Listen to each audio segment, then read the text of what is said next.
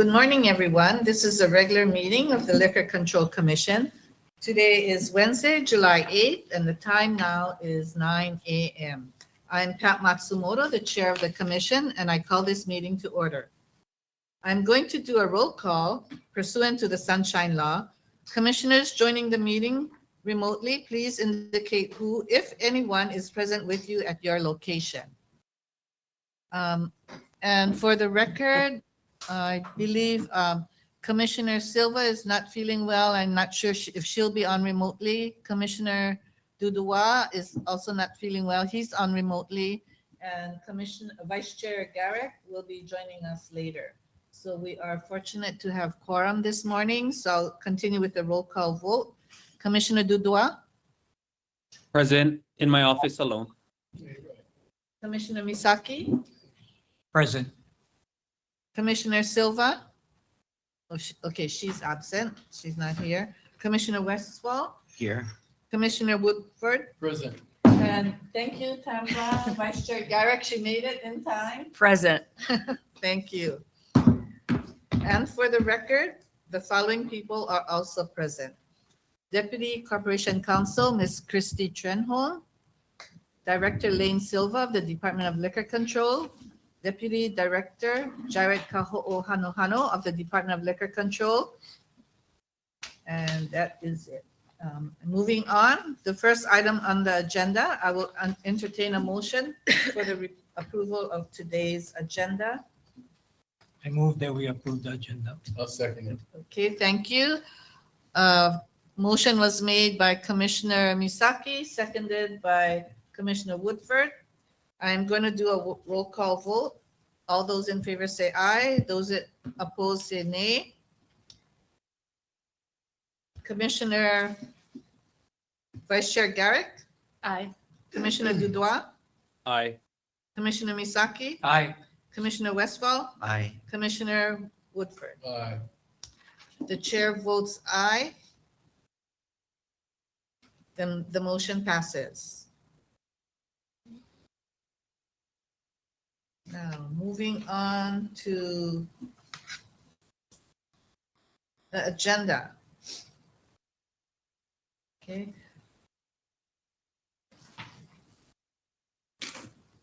We just did the agenda. Okay, public testimony. We're on public testimony.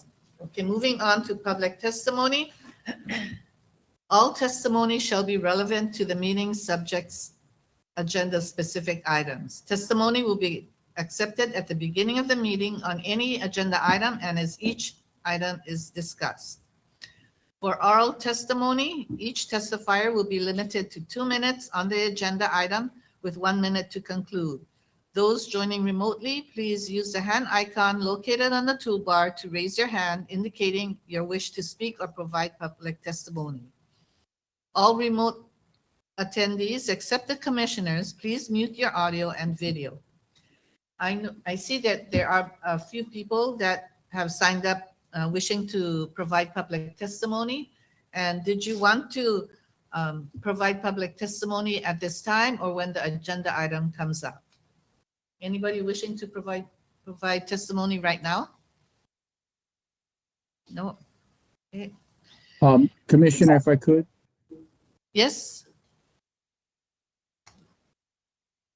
Hello, I was wondering if I could provide testimony at this time. Okay. On what agenda item are you providing I'm testimony? doing agenda items. I'm sorry. Agenda items 9-A, 9.A.3, 9.A.2, and 9.A.1. Okay. And your name, sir? My name is John Pele. Thank you, John. Okay, let me swear you in.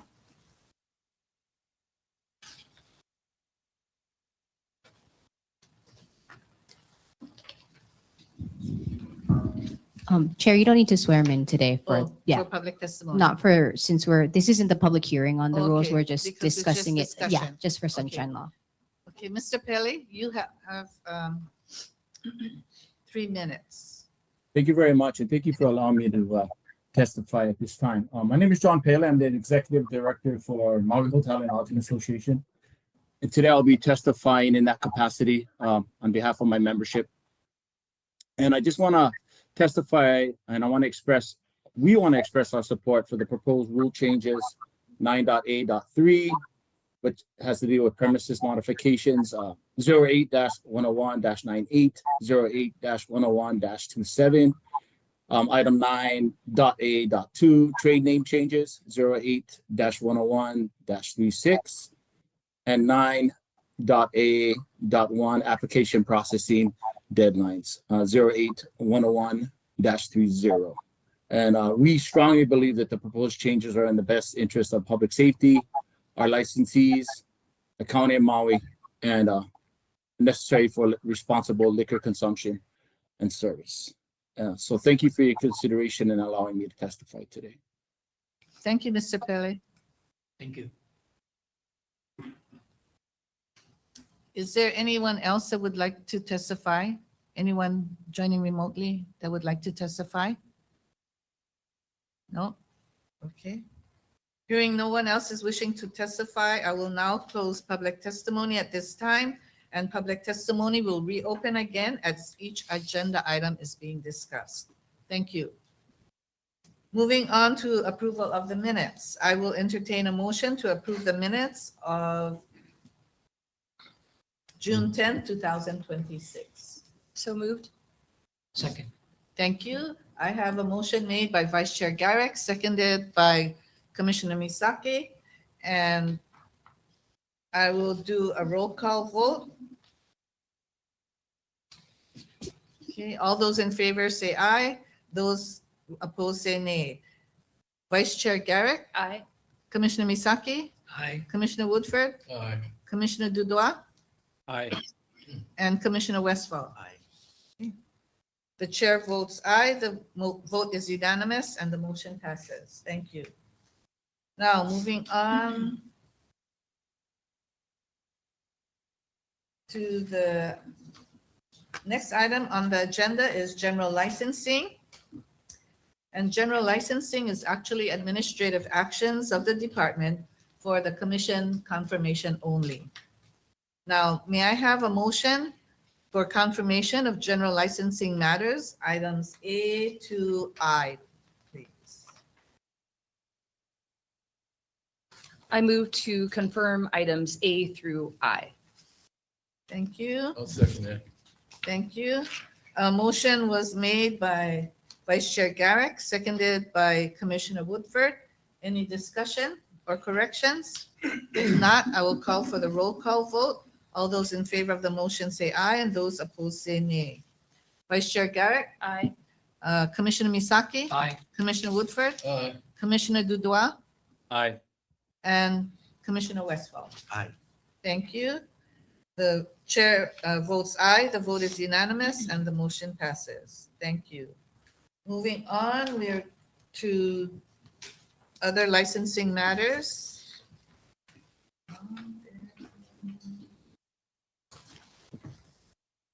Okay, for other licensing matters, we have preliminary hearings. Preliminary hearings, we have transfer of existing liquor licenses, none, and also new liquor license applications. We have application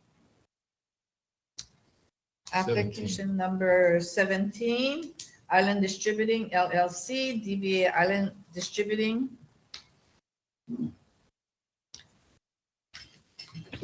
And may I have you step forward, please?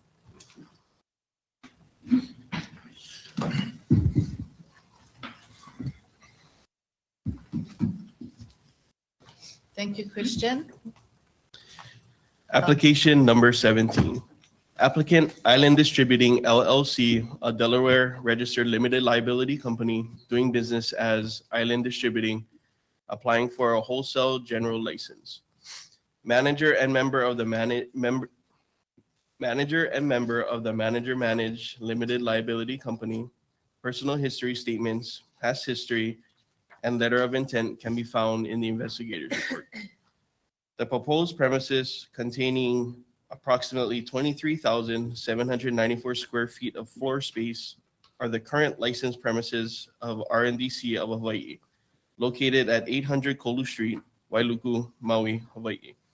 There are no schools or licenses of the same class and kind located within a radius of 500 feet. Soka Gakkai International USA Buddhist Center is located within a radius of 500 feet. There is one retail general and two dispenser general licenses located within a radius of 500 feet. There are 6 licenses of this class and kind currently issued within the county of Maui.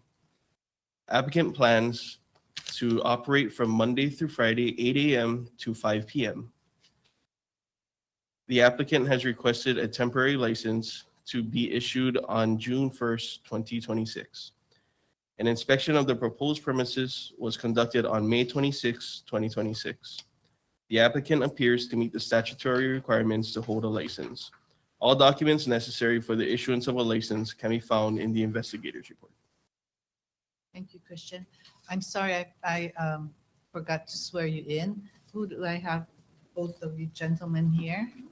Good morning. I'm Drew Ichikawa, authorized agent representing Island Distributing LLC.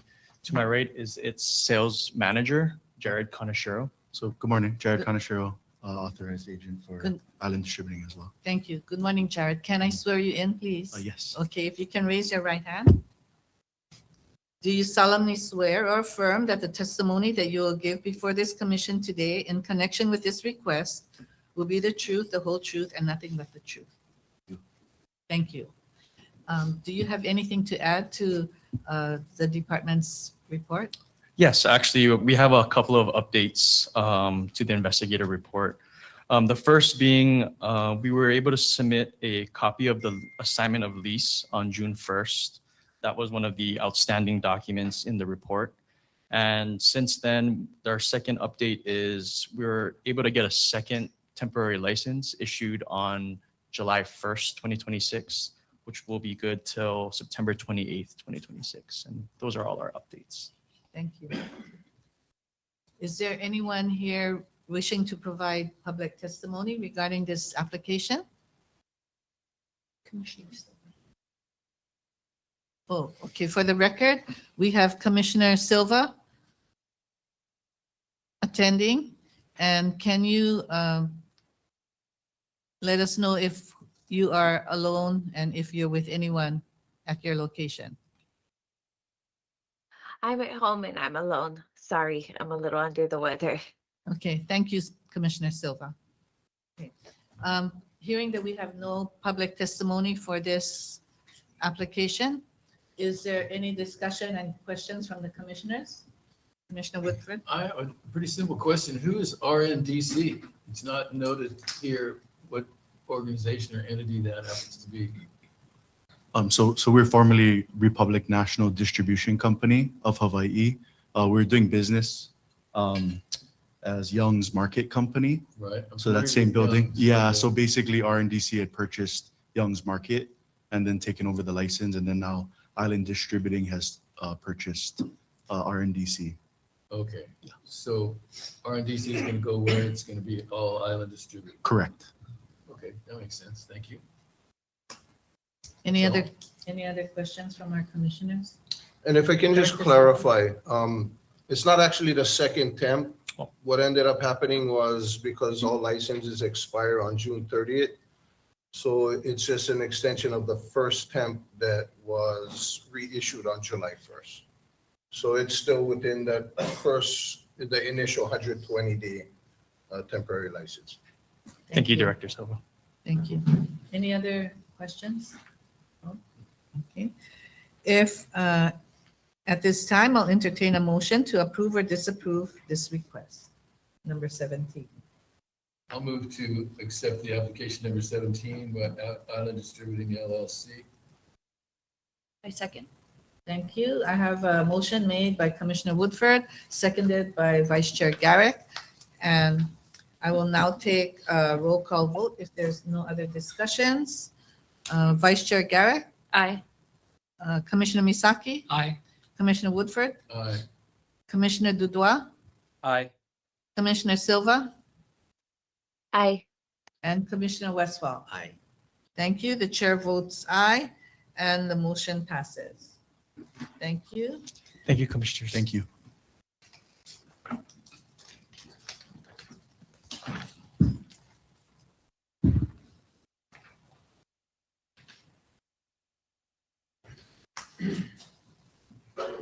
Thank you very much. Me. Next on the agenda, we have application number 18, Mokai Dignity LLC, doing business as Pina Molokai.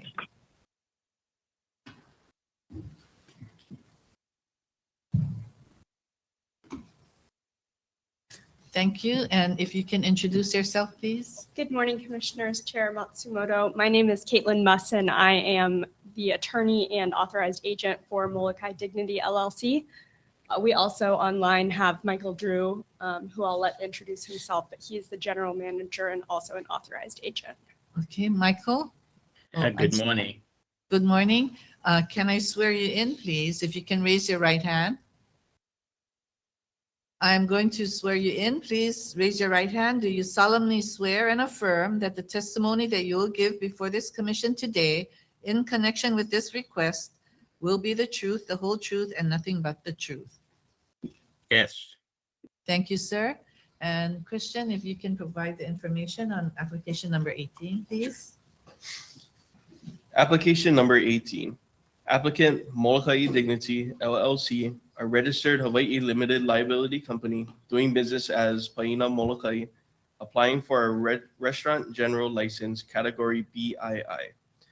Member, organizer, and agent of the member managed limited liability company, personal history statement, and lease information can be found within the investigator's report. The proposed premises containing approximately 3,411 square feet of interior restaurant space and 3,550 square feet of outdoor dining and pool area for a total of 6,961 square feet is located within Hotel Molokai at 1300 Kamehameha Highway, Unit R100, Kaunakakai, Molokai, Hawaii. The separate men's and women's restroom facilities are located outside of the proposed premises. The men's restroom is approximately 58 feet and the women's restroom is approximately 54 feet toward the Halava side entrance exit of the restaurant. There are no schools or churches within a radius of 500 feet. There is one hotel license within a radius of 500 feet. There are 101 licenses of this class and kind currently issued within Maui County. Applicant initially plans to be open daily from 6 a.m. to 2 a.m. An inspection of the proposed premises was conducted on May 8th, 2026. The applicant appears to meet the statutory requirements to hold a license. All documents necessary for the issuance of a liquor license can be found in the investigator's report. Thank you, Christian. Mr. Drew, do you have anything to add to the investigator's report? Not at the moment. Do you have anything that you'd like to add? Thank you, Chair. Not at this moment. Thank you. The floor is now open for public testimony on this agenda item. Is there anyone wishing to testify remotely or here in person? No? Hearing that no one is wishing to testify, I will close public testimony on this item. Do we have any questions from the commissioners? Yes? I'm feeling Commissioner curious Woodford? this morning. Hotel Molokai, didn't it have a restaurant there before? Yes, it did. My understanding is that licensee let their Let current it license expire. expire just last, June 30th. So we've taken over, my client has taken over the premises. And Are you leasing the hotel from the people that were running it before or from the owner? That's my understanding, that is So the there's a new landlord. lease New lease, for Pina Molokai yes, to take over the restaurant space at the hotel. correct, yes. Okay, is that included in the documents anywhere? The It lease, is, okay. yes. All right. Boom. As I said, I'm just curious this morning. Thank you. Are there any other questions from the commissioners? No? Hearing none? I move that we accept the application for restaurant general category BII liquor license. Thank you. Motion was made by Commissioner Misaki. It's for license application number 18 and I second it. Thank you. A motion was made by Commissioner Misaki, seconded by Commissioner Woodford. Any discussion? If not, I will call for a vote. I'll do a roll call vote. Vice Chair Garrett, Aye. Commissioner Misaki, Aye. Commissioner Woodford, Aye. Commissioner Dudois, Aye. Commissioner Silva, Aye. and Commissioner Westphal. Aye. Thank you. The chair votes aye. Vote is unanimous and the motion passes. Thank you very much. Thank you, commissioners. Thank you.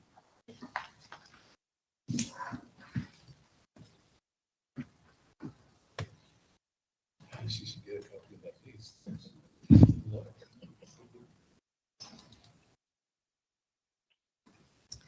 Okay, moving on to public hearings, transfer of any existing liquor licenses, we have none. New liquor license application, also none. Now, moving on to this part, we have quite a few people to testify for our proposed rule amendments.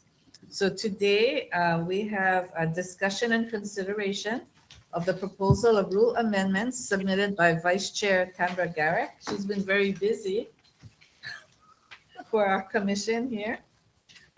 So what we'll do is we'll go over each proposed rule. Canberra can kind of explain it, and then we'll have the department, they were able to review it and have their comments on it, and then we can have testimony on it. And I believe that we have quite a few written testimony today, as well as a number of people here to testify. We have 1, 2, 3, 4, 5 people here to testify regarding this proposed rule amendments. And I believe the testifiers are for all 3 of them. So we'll just go over each one with the department and Canberra individually, and then the testifiers can come in later for covering all 3, if that's okay. Yeah. Okay. Proposed amendments for rule number 08-10130. And Commissioner Vice Chair Garrett, you have the floor. Sure. I mean, I'll just do a brief overview. So for all of these rules, and really, I think the work of the commission as of late is to update rules that maybe don't make sense anymore, to streamline processes.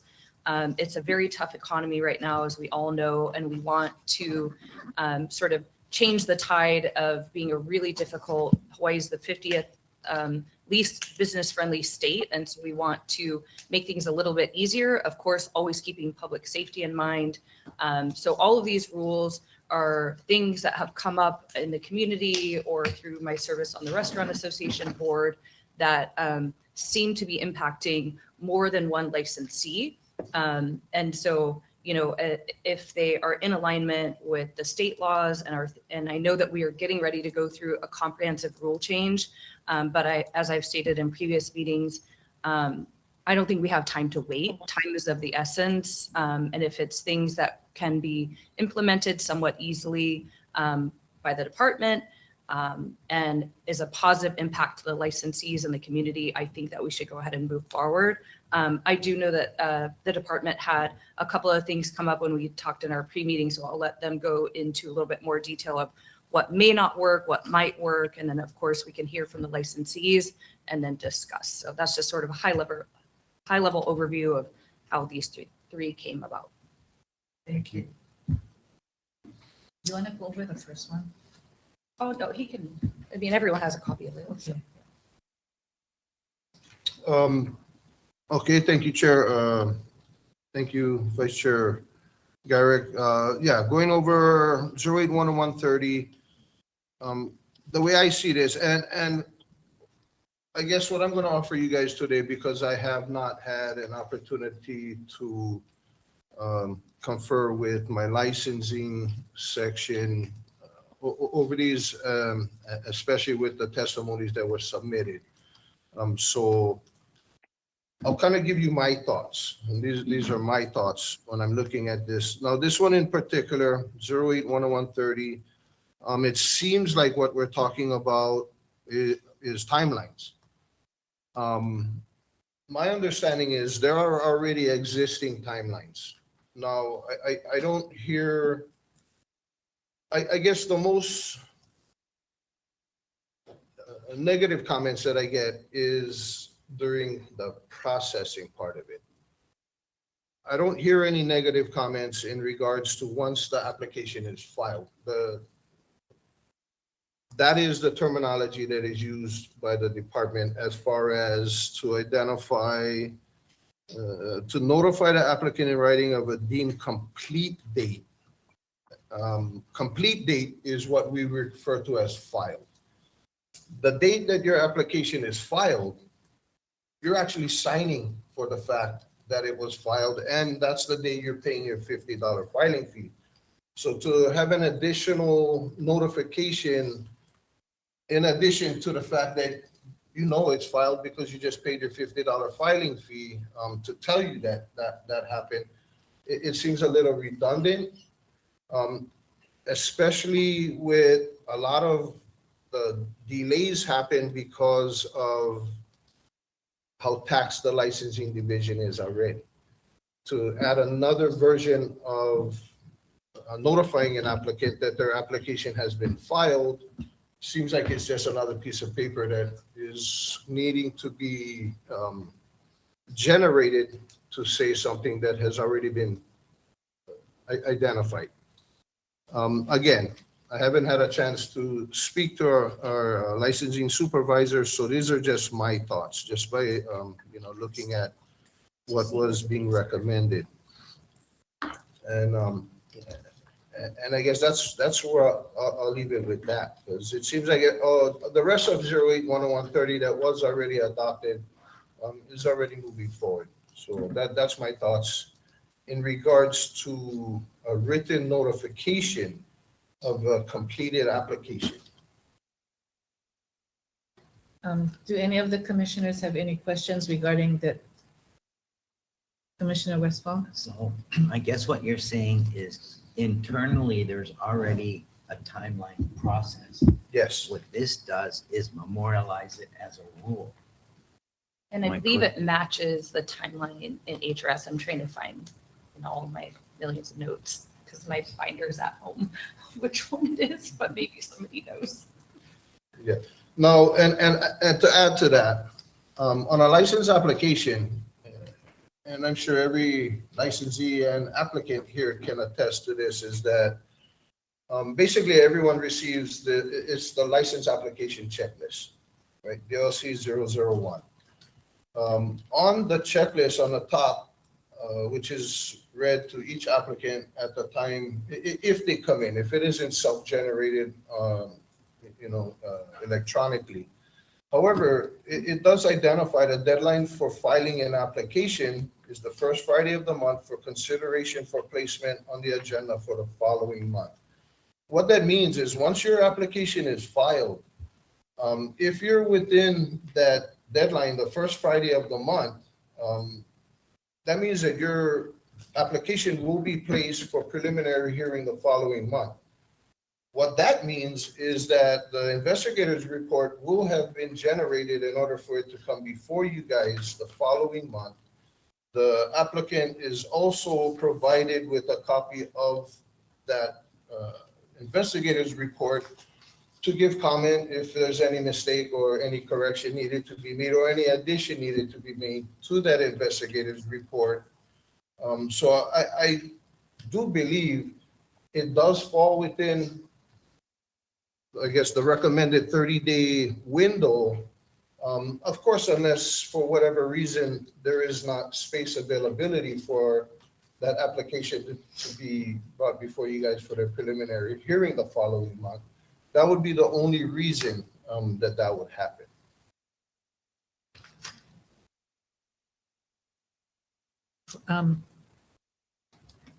So from what I have seen or what I understand is once the application is accepted by the department, filed and accepted, the process, there is a timeline that you already have established in-house, and that runs rather smoothly. It's before the application is actually filed is where I think that the business owners have concerns with, where it goes back and forth until the application is finally accepted and completed and considered filed. That would be my understanding, yeah. But there is no actual record of and goes back and forth with the business owner until it actually comes. Typically, from the first meeting, the checklist is generated and it's dated on every visit. Now, I can tell you this, and this is based on my years in licensing. You have some applicants, some licensees that are very determined, that they're serious about what they're doing.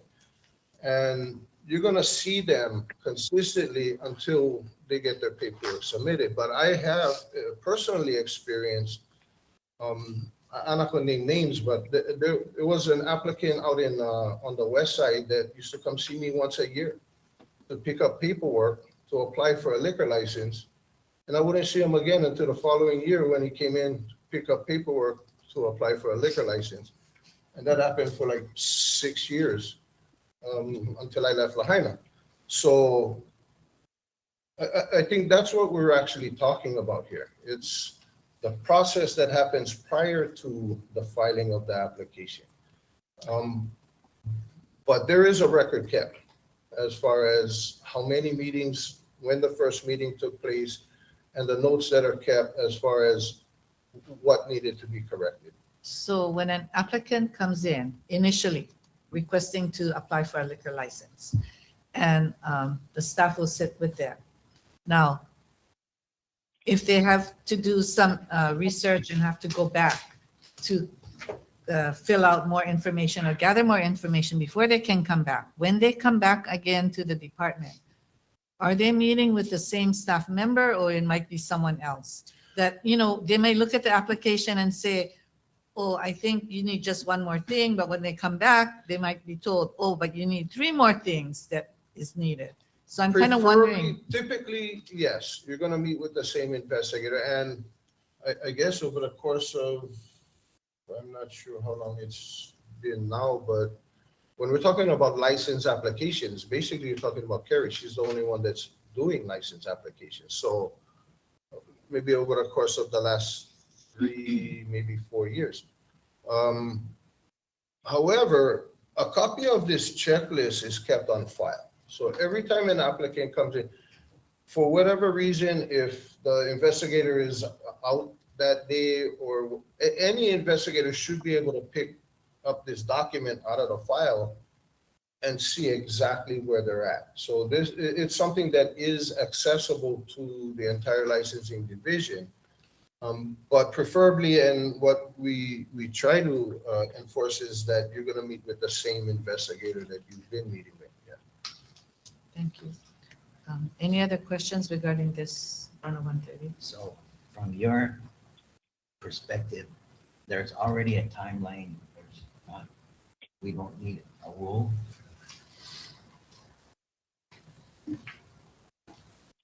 I don't know if that's what I would say. I will say yes, there is already a timeline. Does it match this one? No. Well, yeah. What is the timeline? Then maybe we can edit this. The timeline is first Friday of the month for consideration for placement on the agenda the following month. And that is the determined filed application, yes. The applicant is notified of the completion of their application by virtue of it being filed and there being that $50 filing fee submitted at that time. That is the notification that your application is complete and filed and accepted by the department.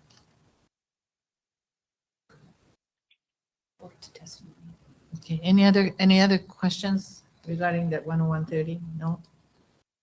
Then we can go on to the 08 10136 about the unauthorized use of trade name. So wait, are we gonna do public testimony after, or are we gonna do it on each rule? I think I'll do it after the whole thing, because I think a lot of the testimonies are consolidated for the 3.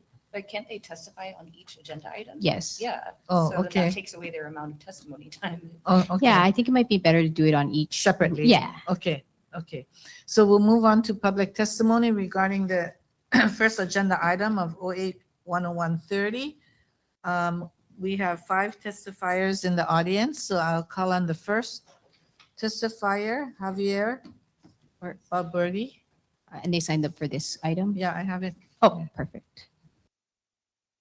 Good morning. Thank My name's you. Javier Barberi. I'm with Hanaho Hospitality. We have some restaurants on the west side.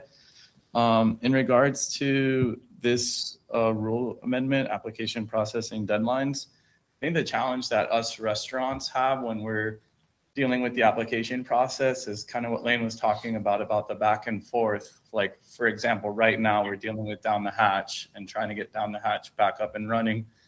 And I don't get a response back for like 3 weeks on an email. I have submitted the entire application already, but the person that I'm working with, like, I don't know, is really busy or something. And so we don't get a response back. And then finally, when I get a response back, I have to change something. And then there's more time that I have to wait to get another response back. And then I change that again. And then there's more time that I have to wait to get a response back. So when I read this, I didn't understand what you had said about the completion deadline. Like, yeah, that doesn't make any sense at all. What we would love to have as restaurants is we would love to have like turnaround times, like the way that they're doing with the planning department, where they have a 2-week turnaround time that they have to give you on your plans. Like for my house that burnt down, like they have to respond back within a certain amount of time. And I think as a restaurant, we should be able to get our responses back from the person that we're working with in a certain amount of time, because we're dealing with contractors, rebuilding, we're dealing with permits, we're dealing with all these things, and everything has to coincide and reach the final point so we don't open without a liquor license. You guys have all seen restaurants that open without a liquor license and they're like, oh, we're working on it, we're gonna get it soon.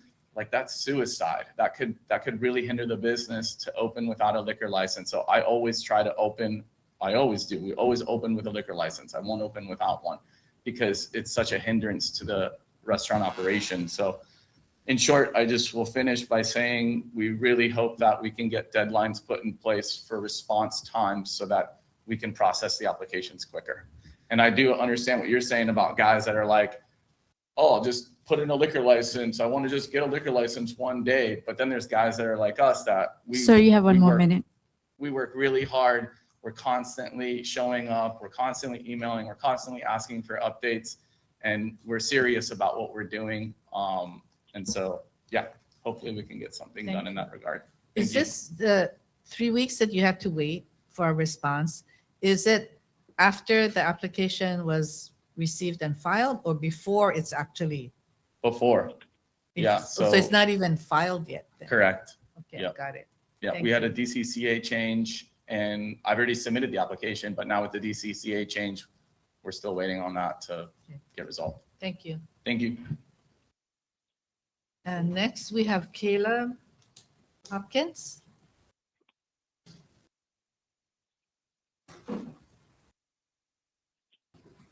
Thank you, Kayla. Good morning. My Good name is morning. Caleb Hopkins. I'm with Coconut Kitchen and Bar, Pizza Paradiso, and Mall Ocean Pattern. I would mirror just the same things that have already been said. The deadline is not the actual overall issue. It's really the having a deadline in regards to getting responses and having this expedited. We know everybody's super busy and that can be an issue, but it does really drag along. So, you know, if this is a step towards that, that's great. Thank That's you. it. Thank you so much. And next we have Garrett Noreno. Aloha. Thank you for the opportunity to testify today. I've been here 21 years, lots of permits, lots of applications, and I fully understand how the process is intended to work. However, in practical application, it's very much like Javi had said, that you often don't get the communication in advance. Back when we had our first liquor license, I actually got cited for not having applied for a liquor license a year after I sat down with the investigator to apply for the license. And the funny part of that was the person issuing the ticket was the exact person I'd sat down with to take in the license. We laughed a lot about that afterwards, but I learned that that's just kind of the way it is. The process moves slowly up front. But once it is deemed complete, things seem to actually move forward. But in Javi's point again, DCCA, something may change within your organization in the 3 or 4 weeks that you're waiting for a response. And now you go back to the beginning. So it's not a forward movement. So putting in some level of timelines that say, look, you have 7 days or 14 days to respond to the applicant. That helps us who are like Johnny on the spot with getting the information back to the department to help them move forward quickly as well. And I think it's a lot of the requirements that are inefficient in request and that we'll talk about later that lead to the investigators being so busy with, Manini or small kind tests that aren't really relevant to the service of alcohol. So for us, my notes on this topic were having a real timeline for response to the applicant is important. I think the not to exceed 60 should be 45 days for now. And after the implementation of an electronic system, potentially getting that down to 30 days. I've had licenses take anywhere from 1 to 4.5 years, to give you an example of the process. And I am always there. I at one point had a printer in my truck so that I could go out, print it, and come back in. So we're quick about these things. I think also with these timelines, if the department misses a deadline, that piece, whether it be a permit, an application. Sir, you have 1 more minute to testify. Or, a certain checklist item should just be deemed approved if not responded to within a certain period of time. Because we're doing our part, we just expect the department to do theirs. Thank you. Thank you. And next we have David Weiss. Quick question.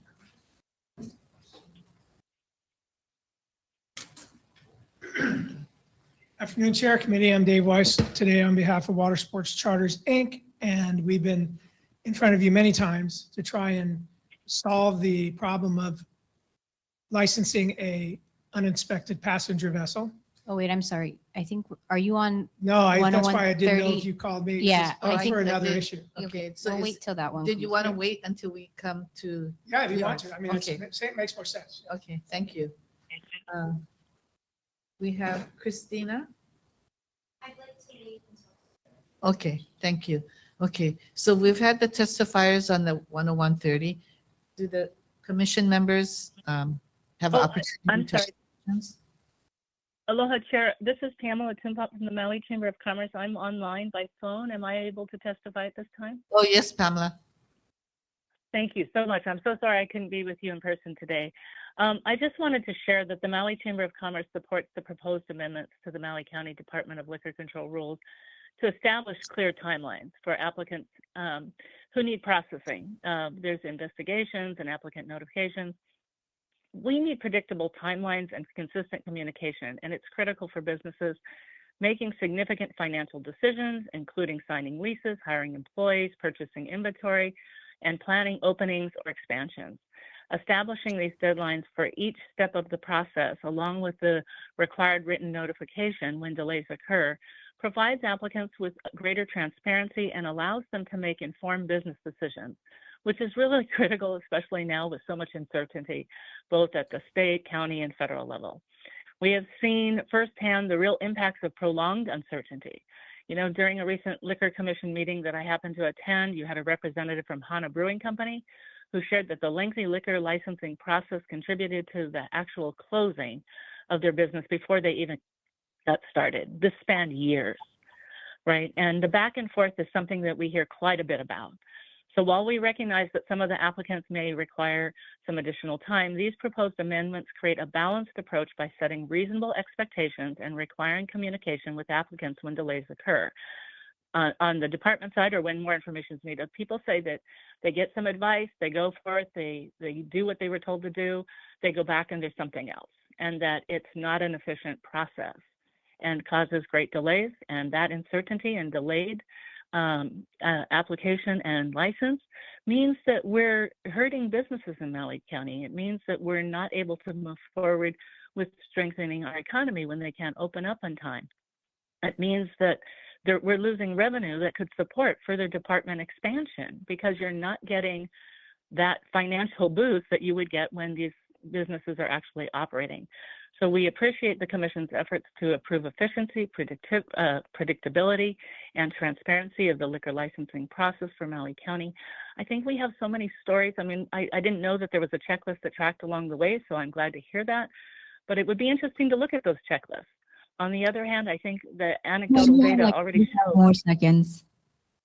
Thank you. The data already shows that we need a change, and so we think this is a reasonable request and a great step forward, and support it wholeheartedly. Thank you, Pamela. Mahalo. Thank you. Is there anyone else wishing to testify online or remotely? Hi, yes, my name is Sarah. Yes, Sarah, thank you.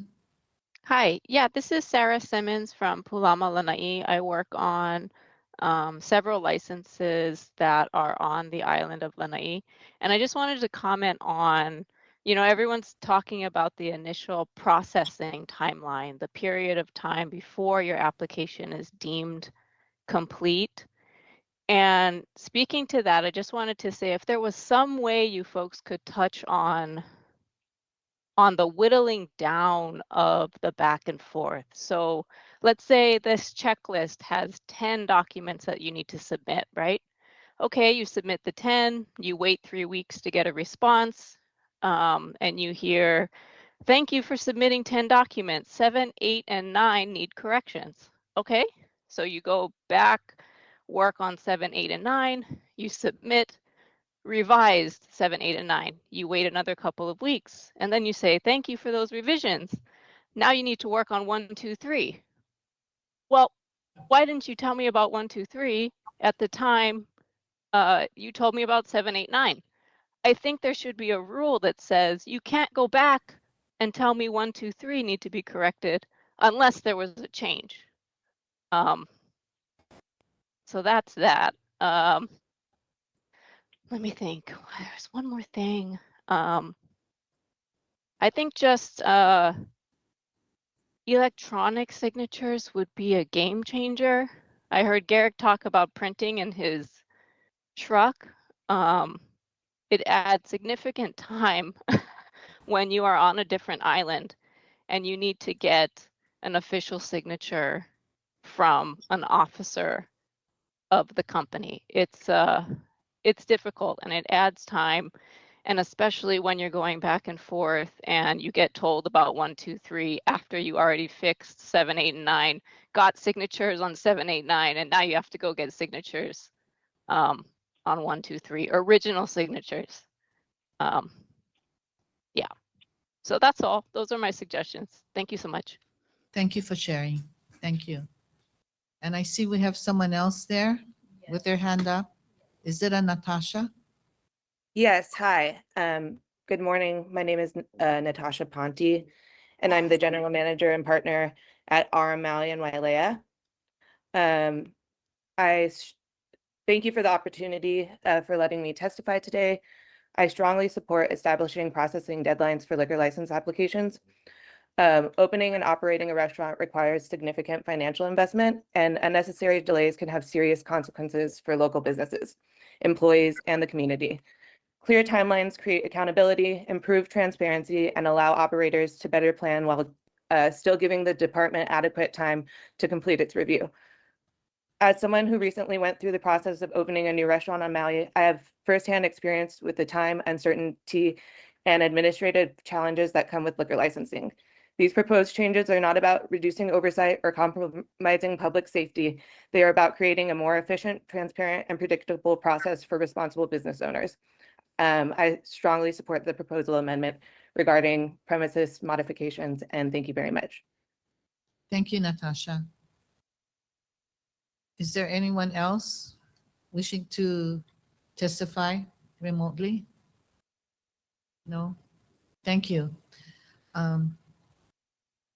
Oh, yeah. So Chair, if I realize that we didn't give the commissioners an opportunity to ask Yeah. questions of the testifiers if they wanted to. So I guess if any. I'll open it up now. Yeah. Yeah, for them. So I failed to ask if there were any questions from the commissioners to the testifiers. So going to the next one, we'll do it after each testifier. But is there any questions that you I have. have a question for her, but. Sure, go ahead. Okay, so could you maybe explain the difference between making this a rule and leaving it sort of an internal process? And what's the ramification if it's found that somebody didn't do the processing in a timely manner, and we have a rule that says it should be done in, say, 10 days, and it's day 12? Right. Okay. So right, if there's a rule, then but you're bound by that, and then I guess it would come to the commission for review if those rules are being violated. Right. Okay. The internal process, I guess, I'm not sure if you all are aware of that, or it's not kind of. I mean, so the process right now, there is no process on the department responding to an applicant in a time, and there's no time frame on that. Is that correct? There's no rule, but my expectation, and what I'm hearing is that emails are not being responded to for 3 weeks. I would like an opportunity to verify that, because I know that every email that is received or sent, there's a record of. So I'd like an opportunity to research that, because I don't deem that acceptable. That would not be acceptable internally, just based on operations. So I would ask for an opportunity to research that, because if that is happening, that's something that will be corrected at the operations level. Does that need a rule? I don't know. So I guess as one testifier proposed, if the department did not respond within the timeline, it would be deemed approved, was a request that was set forth today. So that's a big change versus it's like right now, there's no automatic, like if the department does not respond, it's not an automatic approval, right? So I think that's right now, if the department doesn't respond, it's up to the department to figure it out, right? And if I may, that's huge, because not every applicant, and I recognize pretty much everybody in this room, and not every applicant is a responsible applicant. So to go as far as to say that something is deemed approved based on time and not accuracy and correctness is a dangerous thing. I guess, but like, so for Javier, and we can ask him this question, he's saying he went through the checklist, he emailed the full application for review. And then, from Palama Lanai, same thing, and then they only hear about certain things. So if they're submitting everything and it's being reviewed, I think that's the time to review it and reply with all changes and not going back. So, but what's happening, and this happened to me personally in another lifetime, and that same thing, I had a printer in my car.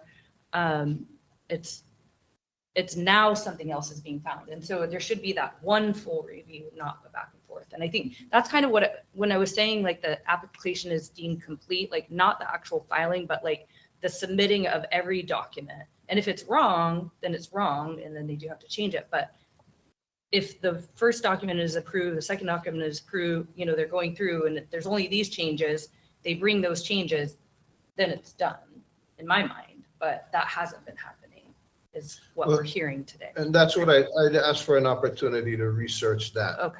Because No, we don't have time. I want to verify that is what I don't want to throw somebody under the bus that isn't here No, to of course, to of defend course. themselves. No, for sure. So I would ask for an opportunity to research that. And on the electronic signatures, Chrissy, isn't the state of Hawaii under the Uniform Electronics Transactions Act? Yes. So do we need to change something can't they sign electronically? I think we touched upon this with Chair Patel, and I don't know where we left it off with the department. Do you recall, Lane, where you guys are at with the electronic signatures? My understanding is right now, and I'm not sure if Governor signed it yet or not, is that the Class 10 special license we're able to accept an electronic signature. Beyond that, I don't believe that is allowed. However, internally, what we have been allowing is for an electronically signed document to be submitted in lieu of the original signature to follow in the hard copy to follow in the mail. Okay, can we look at, because it says Hawaii Revised Statute 489E-7, fully recognized and legally binding in the state of Hawaii. So, Yeah, we would have to look into that a little bit more, how that relates to 281. okay. What statute number are you looking at? 489E-7. I think we did look at that in the past, but we'll take another look at it. Yeah, I think one of the roadblocks was the notarized documents as well. Right.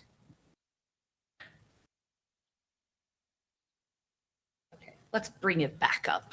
Let's put it on the agenda for next month, maybe. Yes, that would be great. But yeah, if you could support us by really digging into it and seeing how those two things, because if one thing says it's totally legal, and I don't know why we can't do that, but.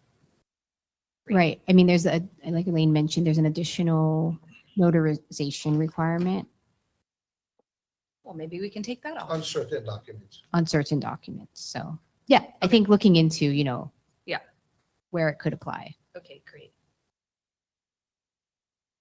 Any other comments from the commissioners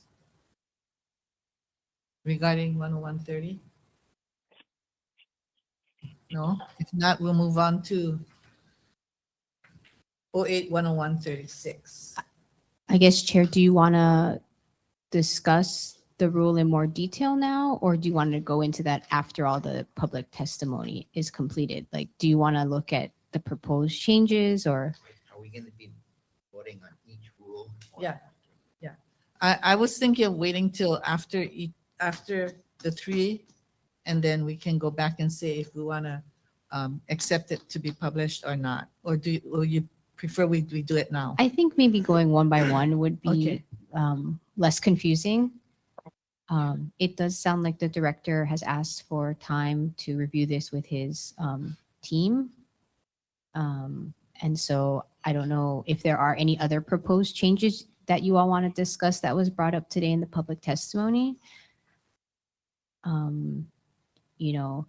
Another option would be to, grant Vice Chair Garrick the authority to work with the department in formulating a updated draft of the proposed rules. If you guys want to do this in a more Well, expeditious fashion. being that his supervisor has been out of the office and has not seen the rule change. I don't think she's seen the rule change on that. And he hasn't had an opportunity to discuss it with her. I don't think we should make a motion to accept it at this time. I think there's some things that they need to clarify and he needs to discuss with his supervisor first before we can move on this one. But it seems to be that a lot of the concerns are before it's accepted or finalized. That's where it is. And the issues about, how it was mentioned about items asking for corrections on items 7, 8, 9, and then going back and asking for items 1, 2, 3. I understand that, there are different levels of employees, and a certain employee may be accepting this application and reviewing it, but when it goes to the supervisor to review, then there may be other discrepancies that they may find, and that's why the back and forth. So I think that's something that should be resolved internally. Okay. But I think he needs the opportunity to discuss it with his supervisor before we vote on that. That would be my request, yes. Yeah. Is there any other concerns from the commissioners? What are your opinions on that? I guess listening and empathizing with the testifiers and also him, I think the issues are internally coming up with turnaround times, no response. We make a rule, it seems that the only remedy with the rule is they get to come here and complain to us that something didn't happen. I don't think that really solves it. It's an internal thing that needs to be addressed. Well, Not necessarily. If you change the rule, and we'd have to look at the legality of that, but like someone asked about it not coming to you all, it just being approved. But that's not what the rule is at this point. What we're discussing is process, making the processing times. Right. So I guess from what I heard from the testimony is someone saying the department needs to respond once the application materials are submitted, the department needs to respond back to the applicant within 2 weeks. And if they don't do that, it will be deemed accepted. Is that what we're voting on? I think that's what the discussion, there's no need to vote today. I think it's just a discussion on what the commission wants to do with this rule and what they think is the best path forward, and, giving the department more time to review and comment on it. It's clear that we need to have firmer turnaround times and response times and that sort of thing, whether it's an internal memo and they handled it well, or whether it's a rule. That seems to be up for discussion anyway. Yeah, right. Yeah. So I think, that's the discussion on that I think Vice Chair Garrick wanted to bring to the commission, right? Correct. Like just looking at this application process and. Yeah, and I'm totally open to, I would like to keep this rule change on the agenda for the next meeting, I would hope, if that's okay with Chair, and have the time to work with the department and change our proposed language in. But I do think that we need to put something in here as a rule, but we could work together to figure out what makes sense and have a really clear timeline for pre, and I would argue post accepted, just so that everyone is really clear on the expected timelines. And as a business owner, we heard you cannot plan if you don't know.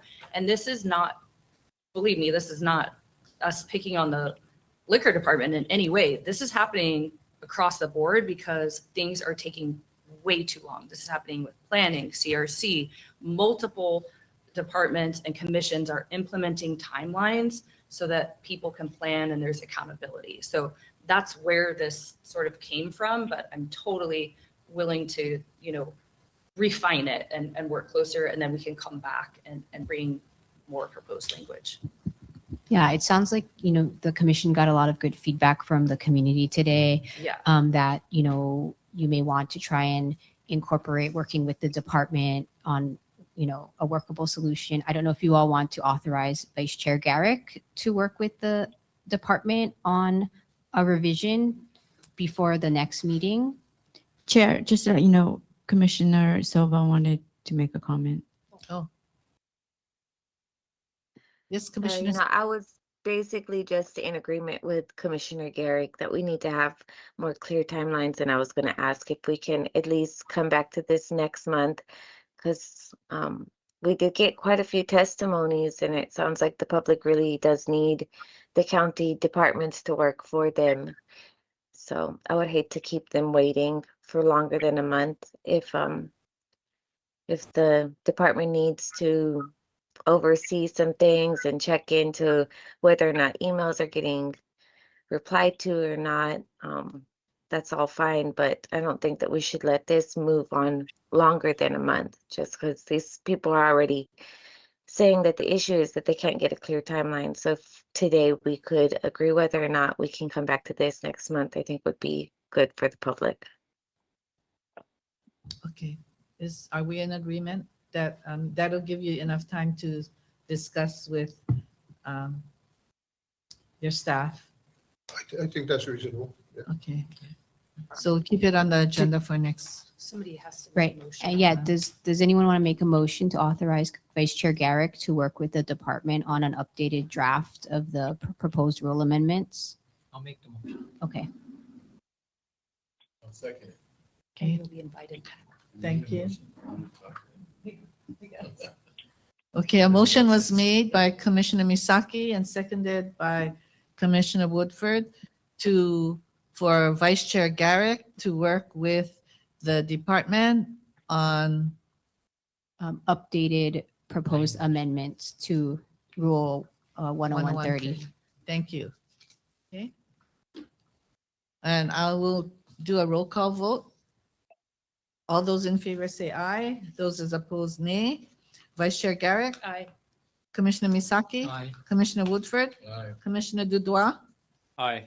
Commissioner Silva. Aye. Commissioner Westphal.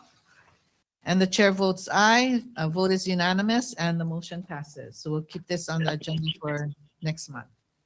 Okay. Moving on to the proposed amendment, 08-101-36 for the unauthorized use of the trade name. Director Silva, if you have your comments on that, please. Yes, I do. Thank you. Okay, there are a few things. If you're looking at the proposal, paragraph C, because technically this is something that is approved internally by the department, and then it's brought to you guys at the next possible commission meeting. However, I would say in paragraph C, where we lined out commission and added director, I think it would be more appropriate to include the language director on behalf of the commission, because the director does not have the authority to approve that request, but I can approve it on you guys' behalf. And again, we're talking about timelines. Trade name, to say that, or to put a timeline on a change of trade name, to say that within 10 business days. Now, I can share with you my own experience again. The only time that this ever comes up is when someone is in violation of changing their trade name prior to getting approval by the department. Typically, and this is probably the easiest thing you're going to do with the department, is to change your trade name. You're going to get approval from DCCA. DCCA will approve your use of the trade name for your entity or your company. Then you're going to submit to the department basically a letter requesting to change your trade name, accompanied with the approval from DCCA. It is something that requires coordination, because what happens is once we receive that request, we're going to generate a new liquor license. Right now, it's a violation to change your trade name without prior approval from the department. So normally we will coordinate with the applicant or the licensee so that we're not going to issue the trade name before you want it changed, because you're gonna have to change your signage, you're gonna have to change your menus, you're gonna have to change all your advertisements to reflect the new trade name. So we try to coordinate that with the licensee. Now, when this comes into effect, when I see a request to say within 10 business days, what that makes me think of is the licensee that went ahead and changed their signs and changed their advertisements prior to getting the approval from the department. And then it becomes, I need it now, right? That's where it turns into, I want my application to be pushed to the front of the line because I'm in violation. So I think that's one that we should take a close look at, as far as why would a 10 business day be a requirement for a request like that? Guess we'll hear from the testifiers. Okay, does the commission members have any questions or comments to Director Silva's comments? No? Before we take on the testifiers? No? Okay, if not, we will accept testimony again from Javier.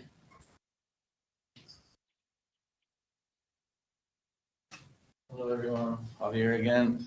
I agree, this doesn't really come up that often. It did come up with us in particular. I didn't ask for any of these changes or anything. I just read the emails. When Lahaina burnt down, we had a restaurant called Decline. It was on Front Street. And then after the fires, we decided to rebrand it to Cocodac. and our target date of opening was going to be September. In June, I started the process. I was just looking through my emails right now while we were listening. In June, I started the process, June 14th, to change the DCCA from Decline to Cocodec. And then on September 24th is when it was officially like done with the department. So it took about 3 months to get it done. It's just a lot of like little things that like we have to deal with. Like I can forward any of this stuff to you guys, but it's like they'll tell me to write a letter, and then on that letter I submit it, and then on that letter there's a sentence that needs to be altered.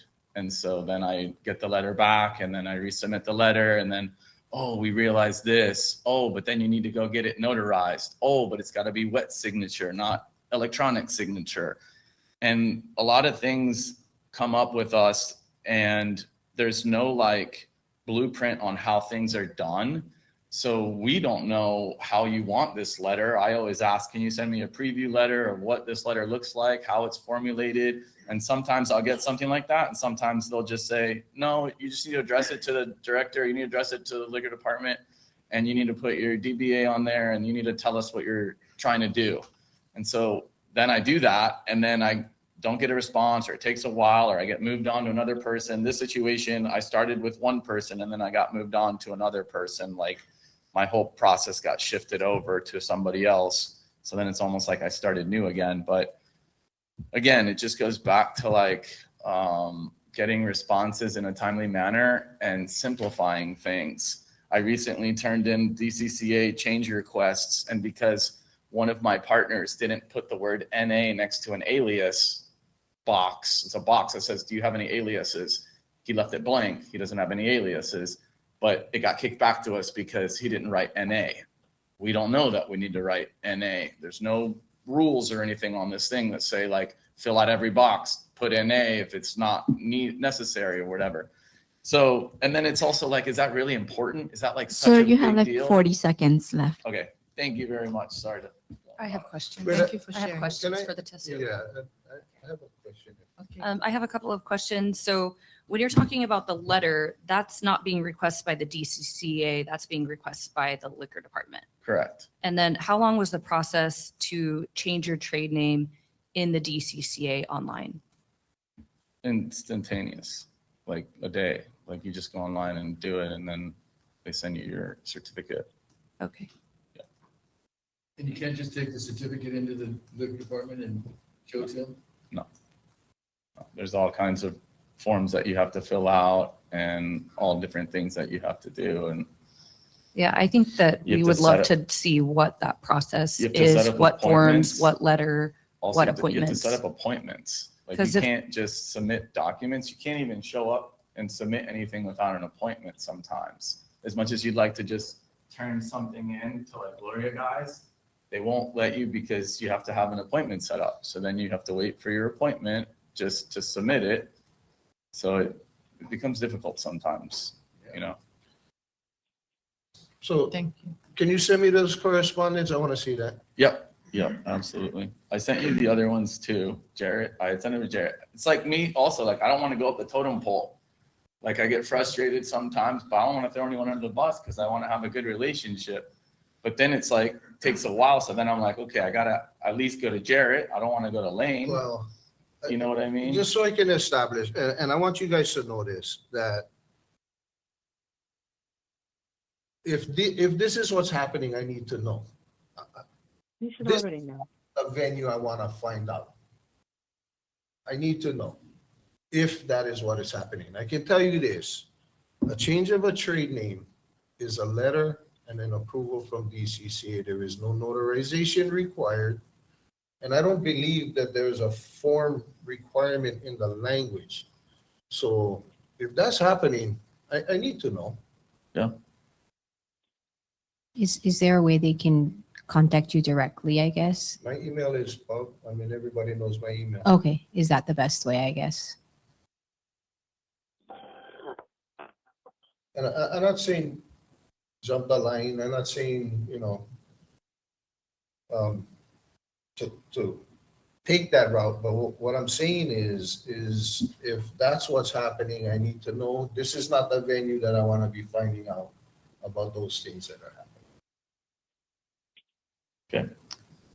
So I think, yeah, because in my mind, like, if you have the DCCA name and you have a certificate of good standing from the state, like, why do they even need a letter? Like, that's the letter.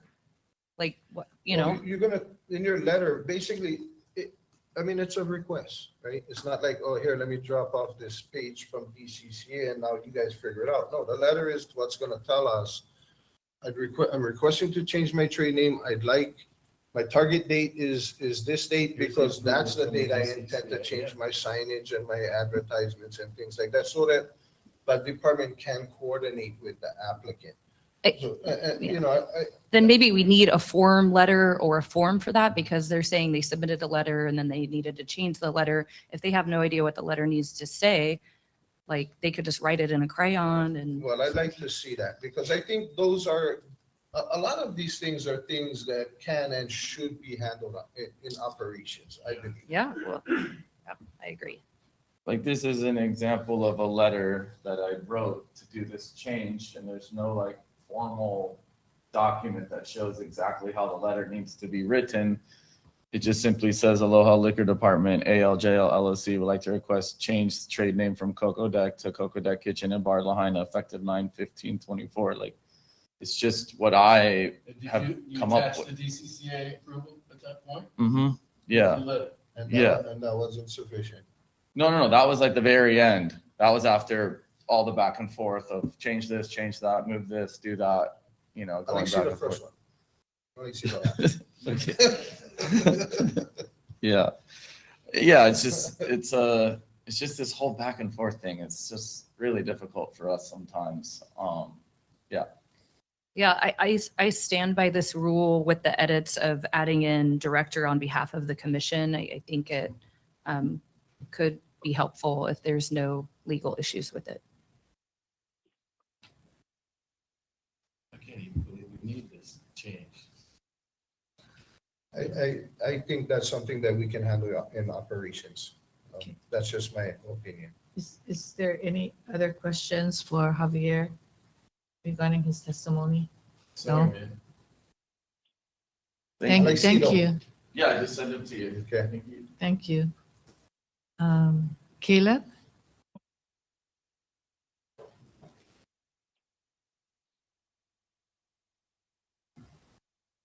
Hello again. I won't drag this out. I went through the same process at Mala 8 years ago when we took over. We had to do a trade name when we purchased from Mark Elman. And just the same thing. There was a lot of back and forth, and it was definitely a lot longer, more difficult process than it needed to be. It sounds like we're all in agreement, so that's great. If I may, and I kind of, maybe correct me if I'm wrong, but that was more of an assignment of training than it was to DCCA, am I correct? Correct. Okay. That's a different process. Cool. Thank you. Thank you, Caleb. Garrett? Thank you again. Yeah, same you'll hear from nearly anyone who's ever done this. Javier said it very well. I think process versus practicality, very different. Certainly support having the director, not the full commission, approve the trade names. 10 days is too long. At the end of the day, I'm with Rick. Why is this necessary? DCCA won't register a name if a period or a comma is duplicative. However, our letters will get rejected and you go back to the beginning to fix a comma or fix a period. Oftentimes people think we're joking when an application or a letter like this gets rejected over something so simple. Our company name is Almakua Holdings LLC. If we put the comma in there, it's getting kicked out. But DCCA won't. They don't care because they would never register two of the same names. I agree that you don't want someone necessarily just changing their name and operationally, but it should be a notice given. I want to do this on this date. Here's the DCCA cert, and that's all that should be needed. I think this is one of the many issues why it takes licensing agents so long to reply to emails is because they're chasing down things like this rather than focusing on processing the meat of an application that actually affects public safety and service of alcohol. This is just so small kind, it shouldn't even be a topic today. I think it very simple to have a certificate. Also, assignment of trade name, although a different process, is a DCCA form that happens instantaneously. So that could easily be submitted as well. So thank you. Thank you, Gary. And David and Christina, you folks are waiting on. Yeah. Okay. Is there anyone else online that requesting to testify remotely? I don't see Mahalo, any. Chair. This is Pamela Timpop. I'm still online and would love to testify on the next two items. This is the next item as well. Okay. Thank you, Pam. Your turn to share. Oh, thank you so much.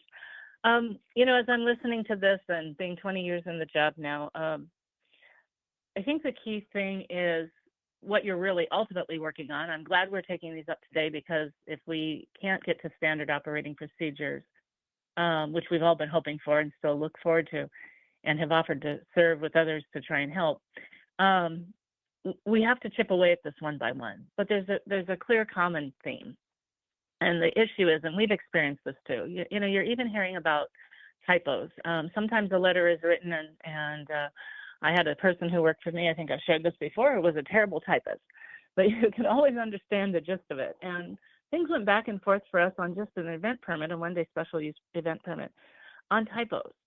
And you're hearing, and we've heard for decades, that the challenge is you're getting advice that, you know, one, a lot of the meetings have to be in person, which is challenging, especially in these days and times. I don't know how it was done during COVID when you couldn't actually meet, but that is a hindrance in time and effort. The degree to which there are corrections, the degree to which we don't have these standard operating procedures are hugely problematic, because, as Javier says, give me an example letter, you know, I'll do my best, tell me everything I have to do at one time.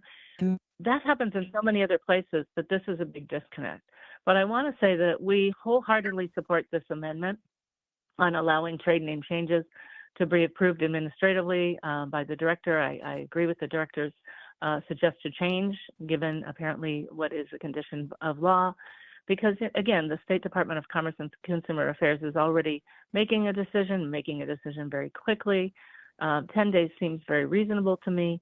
But overall, again, this is part of a longer process. And as I hear the director, you know, I'm understanding, okay, there's even parts of the operation he doesn't understand. And there's data that now of, well, there is a record, but how long does this go back and forth? I think we're hearing from a fraction of people today. We always hear from a fraction, because in times we've had to come before this commission when others were worried about speaking up. We're still in a state where we've got to improve the delays. This is an easy one, in my opinion, that we could quickly move forward with. And so 45 more seconds. Bless you. Thank you. We just really want to encourage adoption of what we can chip away quickly while we ultimately get to the bigger issues that would come under the standard operating procedures, and again, offer to serve. Mahalo for the opportunity, Chair and Commissioners. Thank you, Pam. Is there anyone else that wanted to testify? No? Sorry. Yeah. Who's there? I'm sorry, Sean from Cool Cat Cafe, Captain Jack's, and the like. Anyway, I had fought through a lot of these different things through rebuilding after the fire. And all of these rule changes I support, most especially the one that has to do with the modification of premise. And it has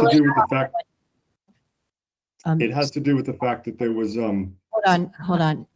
Sean, yes. We're not on that agenda item yet. Did you want to testify? I can wait. Okay. Is there anyone else that would like to testify on the Rule 08-101-36 regarding the trade name? Anyone in here, in the audience? So sorry. My name is Sarah Connery, and I'm with 3 different licensees here on Maui, and Director Silva. I just wanted to say thank you so much to the Commission for taking up these important items today, and for the department. They really do work hard to uphold all of the rules that the Commission has put forth. Having seen the way that different departments handle the same general laws on 3 different islands, you know, I think there's a lot of discretion and leeway within the Hawaii revised statutes, and the trade name issue is one of them. On Oahu, they make it pretty simple for licensees. There's just standardized forms that handle a lot of things. So I just wanted to offer that as a potential way that could, I think what Garrett brought up is really important, that a lot of time is wasted in the back and forth for the department as well on these issues. And they're, again, just trying to do the jobs that they're charged with doing. And so I think that there are some tools that can make that job as simple as possible for the department and at the same time for licensees. Then we reduce a ton of that friction that exists for everybody. And we all then can work more seamlessly together, reduce those timelines. And I think that this applies to a number of areas similar to the pre-application and the dotting a number of the I's literally and crossing of those T's. So I just want to thank everyone for all of your work in implementing these items. And I think a few additional standardized forms could really move the needle in terms of reducing that friction. So thank you so much. Thank you. Is there anyone else? Does the commission members have any comments, questions? No? I guess I have a comment. So for D, what the proposed addition is, the director shall issue a written decision on a complete request within 10 business days of receipt of the certificate of registration. So I guess there's nothing that says what happens if that does not occur. So would it be the licensee can appeal it to the commission? Would it be deemed approved? What is the, I guess, that piece of it? And I don't know if Director Silva needed more time to talk with his staff about this one as well, or for D, because I think he did express some concern. And then there's the idea of a form has just been brought up, a standard form. Yeah, I mean, that's not a bad idea. But my comment is, and I do understand that it is something that is a relatively quick change. It's a quick process. However, I would remind you guys that we do not have a specific staff member sitting and waiting to change trade names. What we have we have licensing staff that basically have full plates. So to say that any request of any kind can come in that would have a required timeline that would put them ahead of other applications that are already being worked on by those staff, it would be difficult. Now I can tell you this: if I'm sitting there with nothing on my plate, 10 days is plenty time. 2 days is plenty time. But if I have 2 weeks of appointments that are ahead of a trade name that comes in within that 10 days, then that 10-day window becomes a lot narrower. So I would just say, take that into consideration when you're considering this. I do realize when you look at it in and of itself, 10 days is more than enough time. But look at the big picture, not just that window. Well, and I think what we heard is, it's not about the 10 days, it's about the weeks back and forth on changing a letter when we've never even established that we need a letter. There is no form letter. So I'm totally open to taking another look at this and bringing it up again at the next meeting. I'd love to, if Sarah can send the Oahu forms for this and also for assignment of trade name, maybe we look at both of them at the same time, and create the rule so that there is a standard operating procedure. Everyone knows, oh, trade name, here's the form, fill this out, send it with your DCCA. But I mean, we can't, the back and forth and one person's told to do a letter one way and one person's told to do a letter another way, like we can't operate like that. So I think that is also something that we can handle in operations. But that's something that we can discuss. Yes, and I would add, I like this idea of having a standardized forms and a process. But then the last thing what she brought up is, so what happens if they're in violation? No, she was saying what happens if they don't get response. In my That's what I opinion, mean. approved. It's automatically approved if they don't get a response? They're running a business. Or I guess they can come to the commission, or, I mean, what is the path you want to go down? Yeah. Yeah. So like I said, I'm totally open to, if this doesn't quite work the way we intended, which the intention is also to support the department so that you, like she said, you aren't also going back and forth and back and forth. Like everyone knows this is the exact procedure to do. There's no ambiguity. Like I didn't even know they had to create a letter, much less like had to have a certain sentence in it or not have a sentence in it. So that was news to me today. But I think, let's look at this and the assignment of trade name, copy paste Oahu forms, change it to say Maui County, and let's go. I just put up the City and County of Honolulu form, and it says, you attach the certificate of registration, return original liquor license certificate, and a $45 filing fee. I don't know. I mean, we have to maybe look into this further. Like once they submit that form. $45 filing fee? Yes. Yeah, let's make some money for the, changing a trade name? let's do it. Can you guys afford $45? Yeah. Yeah. That would be the decision, but Honolulu also has a cap on what we pay for fees. There's no cap on our fees here, so just, if we want to trade. Bring that up in another meeting. Yeah. But anyway, I'm just looking at their form, and then, I don't know once they submit this form, what their internal timeline is. Like you And guys are that's what trying I to would establish. really like us to set some sort of timeline. I don't know whether if you it's can, written- yeah. ask Honolulu, like when they get this form, what is their process maybe? Or, We'll touch on that a little Yeah, bit when I but- get to my director's oh, report. perfect. If you do get a form with the certificate, wouldn't it be processed faster because people know what to fill out? And I believe something like that could eliminate back and forth. yeah, Yeah. I would think it would be kind of immediate. I mean, Yeah. wouldn't you Yeah. be able to get Stamp. the new? As long as they license fill out Well, issued it's not just a correctly. stamp. We gotta create a new license with a new name, and we wanna coordinate with the licensee because we don't wanna put them in violation by issuing a new license with a new name before they have a chance to act on their signage and stuff like that. So You mean it no has matter to- what you do, it's it has gonna to require coincide coordination. exactly the day that the license is issued has to coincide with the day that they put it out at the restaurant. That's what we aim for, yeah. You We'll- couldn't have the name change like done today and then being that it's approved and next week they have it out? It wouldn't Well, work? the day that they expect to have their signage changed is the day we try to coordinate to issue the new license. Because the new license will have the new name on it. So it is, I mean, we coordinate.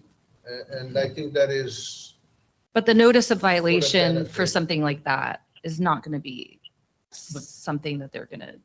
It wouldn't be a notice of violation, would it? I mean, put it this way, if you changed your trade name and your signage, and everybody I'm sure in this room Oh, can no. attest to this prior to I can see if they having it did that. approved, you're in They made the violation. new name first before the license got changed. Yeah. If the license got changed today, but they didn't put their signage out till next week, and so the inspector went to visit them tomorrow, it wouldn't be in violation, would it?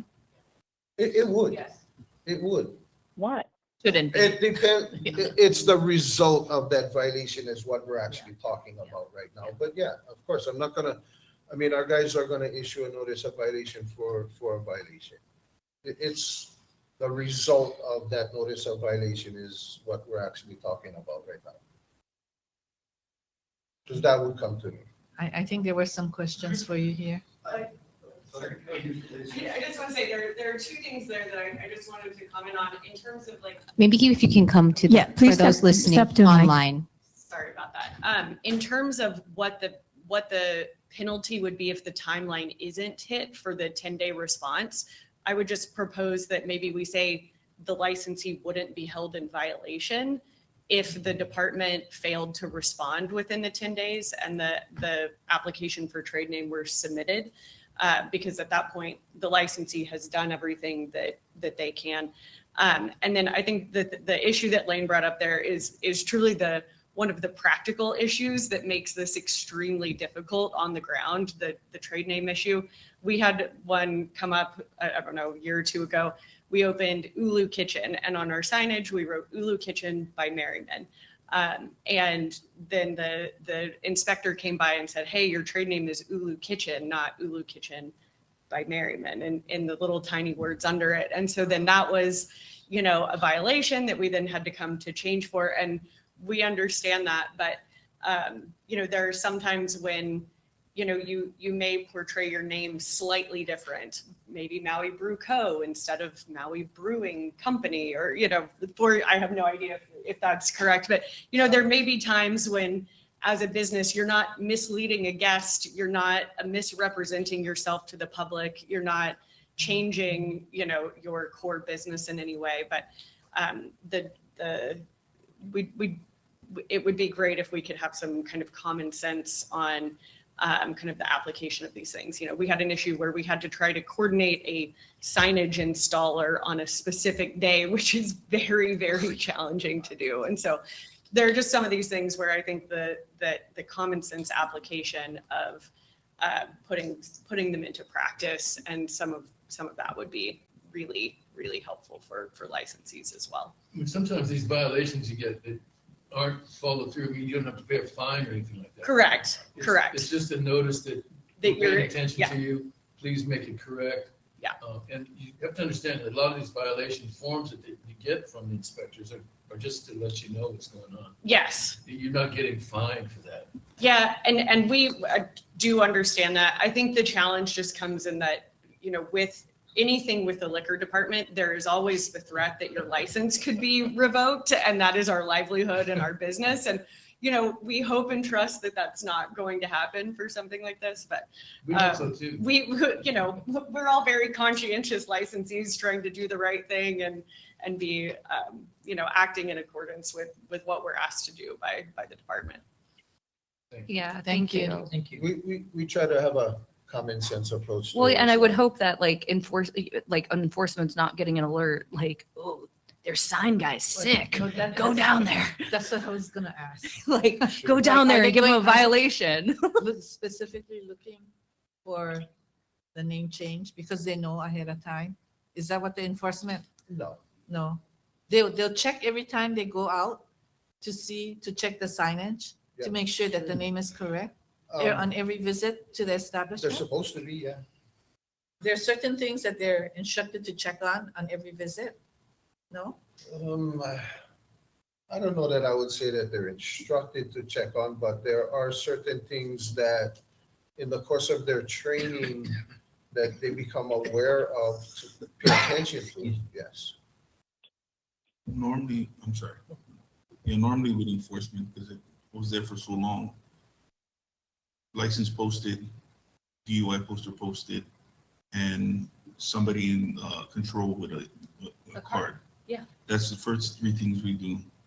If it's something kind of slaps us in the face, like you have a huge sign and it's like, that's not their name, then we'll do something like that. It's not premeditated to where, we're going to go, we're going to check signs. That's our biggest concerns are, well, that's the initial, but our biggest concern is over service and minus consuming.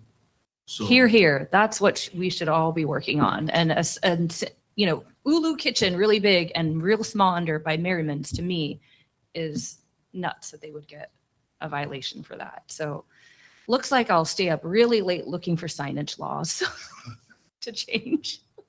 Yeah, thank you. And there's also the county side of signage that matters as well, right? Sure. So we've, this is, 20 years ago was the first time this happened, but it's still the same process today. So, we did submit signage changes, got approved, and I still got a ticket for changing my sign too early. And it was like, no, we got the approval last week. And of course, we got the notice of violation. That agent, I don't know, didn't know why. They gave us a ticket, but you know, it was like, oh, okay, no problem. We're going to tear, they came back next week and tore it up, right? It's like, it doesn't go anywhere. But why go through that? Why go through that heartache? Do you like getting a notice from the HOA that your trash can was left out? You're not getting fined, but it's still kind of a pain. It's like, all of us are working so damn hard just to survive on the island.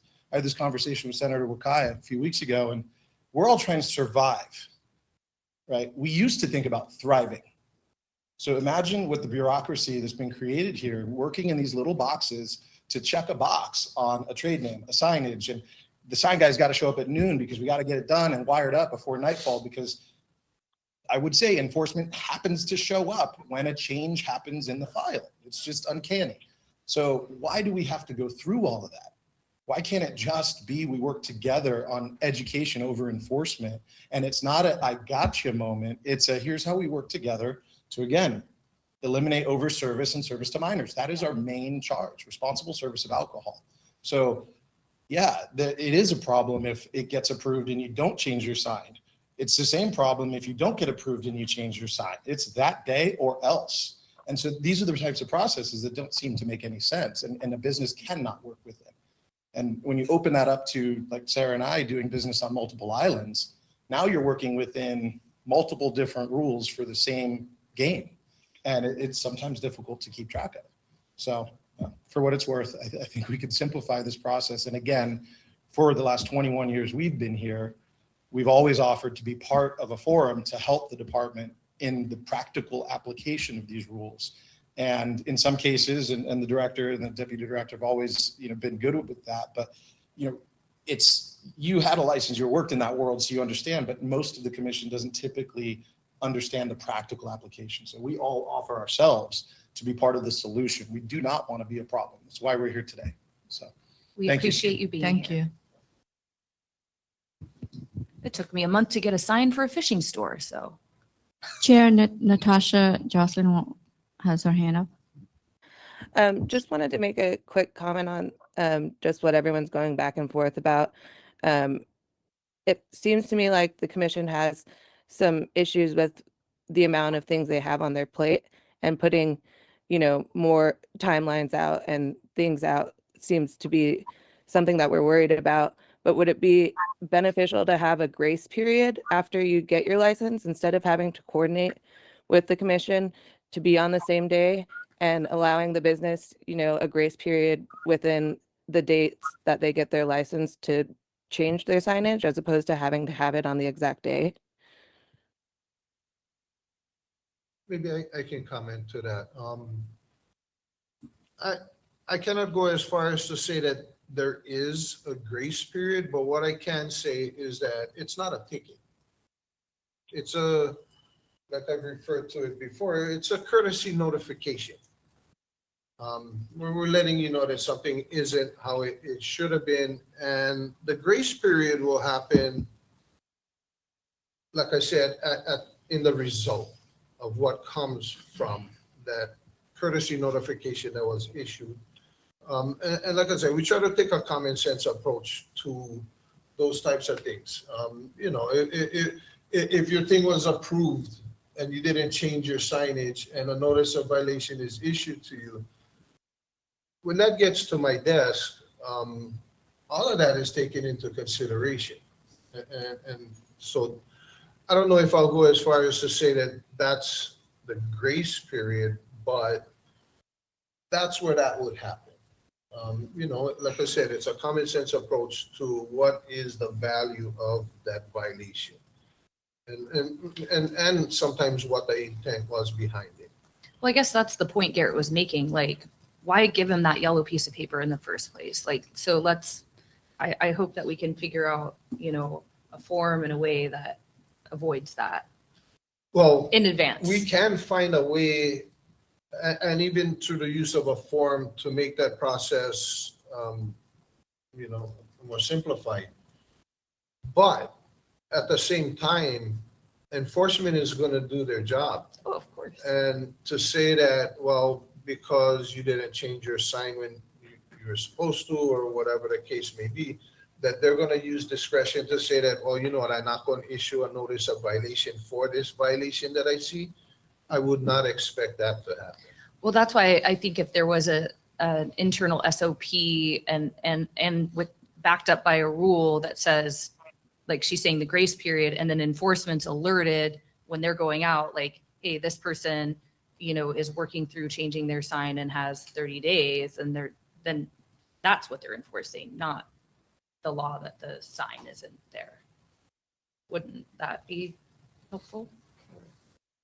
I'm wondering if we can reverse the timeline. So they come in, they fill out the form, they send you the DCCA, you approve it, and you correspond back to them, and you tell them you have 10 days to change your name. And so they have a 10-day grace period to make sure the businesses change their name. So the onus is off you and on them. Just a suggestion. I don't think that's a bad suggestion. They got to do their part. You do your part. You notify them, okay, we approve this. You have this many days to make sure the name is changed. You reverse the process and put the onus on them. But, no. I don't think that the onus should be on them. In other words, they got way more things to do than we do. But I think we're approving their change of their name. Let them change it when they want to change it. Yeah, but I think by putting it that way, they know that they got approved and they can make the changes. Well, the changes always can't happen in 10 days or, Oh, make it 30 days then. But then why do it at all? Why not just let the name change be changed and let them figure out when it's best for them to do it? To me, if they're going to change their name, like they said, they're planning all this. And Yeah, so well, they're and going the to come hardest up with thing their they own, do- they're going to come up with their own All the timeline. planning, the new menus, the new signage, the new instructions, all the things that they got to do is much bigger deal than us saying, okay, your name's changed. Well, this is not a ekalamai. Yeah. I think private businesses work more efficient than government. That's just my take. So that's why I say maybe the timeline is reversed and they approve. When they approve, they know they can move ahead. That's just my I suggestion. understand what you're saying, and I think You don't have to we're- agree to it. I know. I think what I'm pushing back against is timelines. So many timelines. When I read these things, there's a 10-day thing here and there's a 30-day thing here. And I saw a 60-day timeline. I think that we can all, like Jared was even saying, we can work together and with the department to not have to be required to finish by this particular date. We're all going for the same direction. We're all trying to do the same things, whatever they are. Yeah. We don't need all the timelines, and that's kind of what I'm The only pushing thing I back. disagree with you is you're walking a tightrope if you're trying to time everything together and you come to it. Yeah, that's crazy. That's the tightrope walking. Yeah. And I'm just suggesting something that's more concrete. I understand.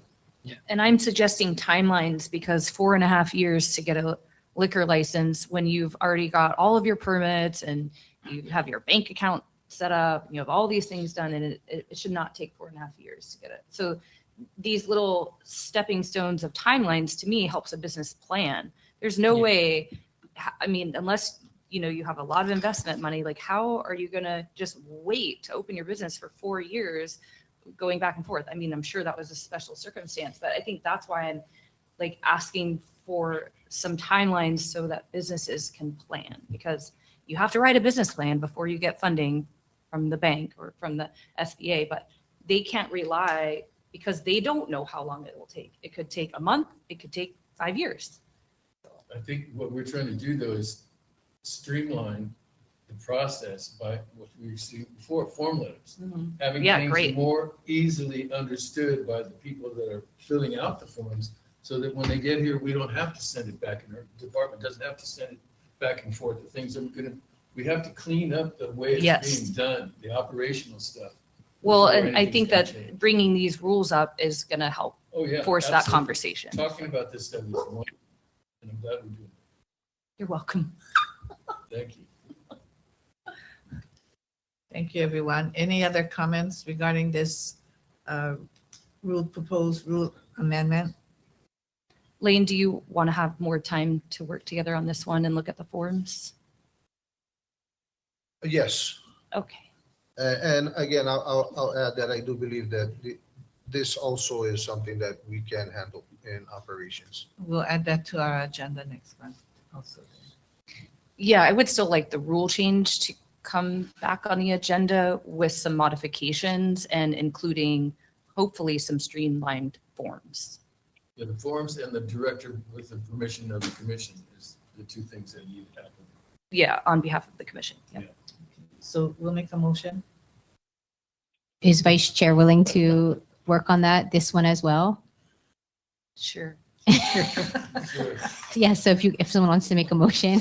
Vice Chair works on it. Lane, make room for me at your desk. I second it. Thank you. A motion was made by Commissioner Woodford, seconded by Commissioner Misaki for Vice Chair Garrick to work with the department on the administrative rule number 08101-36 to work on the form to streamline the Trade name process and for assignment. the trade name. I just have a question. What I was suggesting was, is that something too difficult or absurd? I just want to know.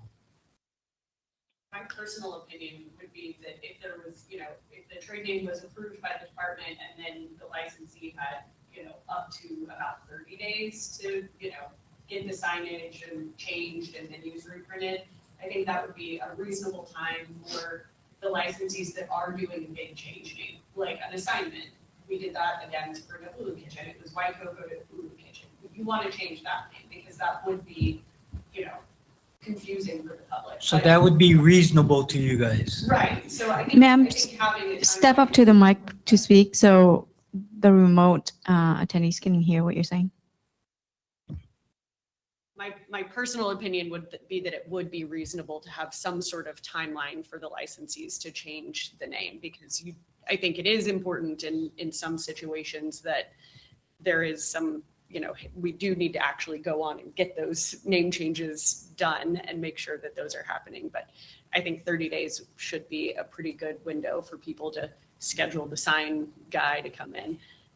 The only caveat on that I would say is that there's always the concern that you won't get your name changed, and sometimes signage fabrication, which is the big one, is going to take a lot of time. And so I think that would be kind of a special case where you would just need to work with the department to really kind of coordinate some of those issues. But it just becomes, when we're talking about actual signage that goes on your building, like Garrett said, there are permits with the county and there are just bigger pieces at play than,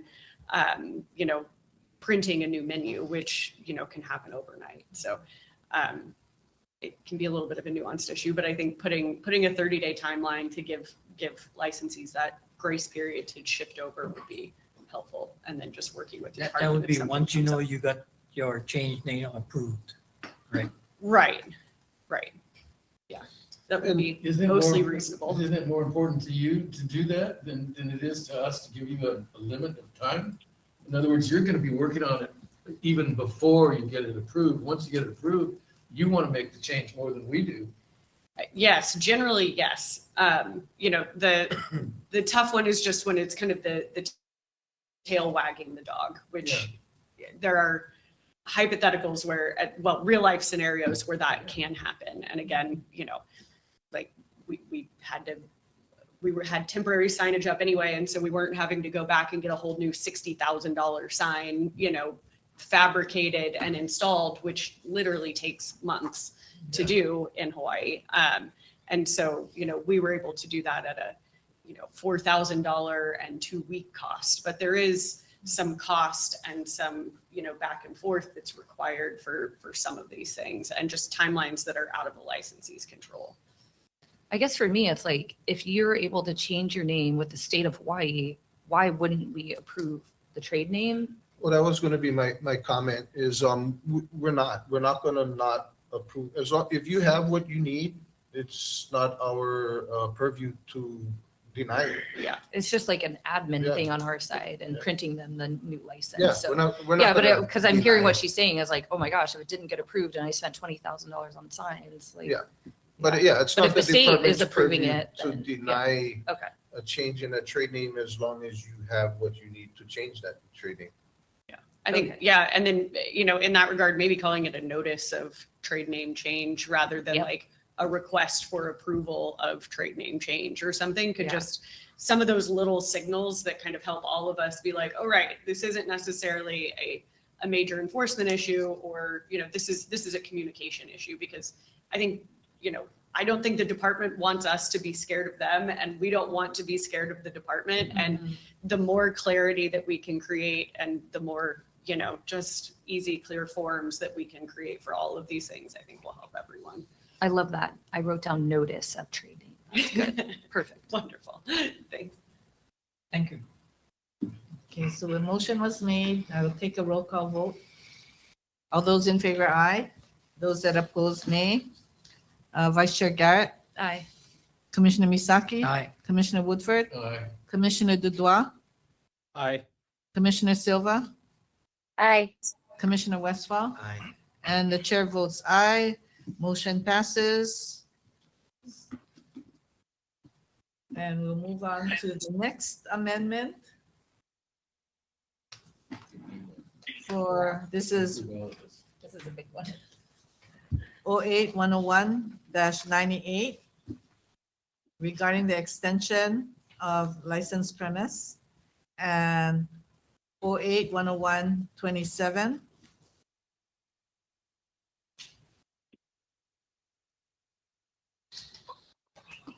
Okay, we'll start with 98. Again, I haven't had an opportunity to converse with my licensing supervisor, so I'm just going to give you some of the points that I've identified.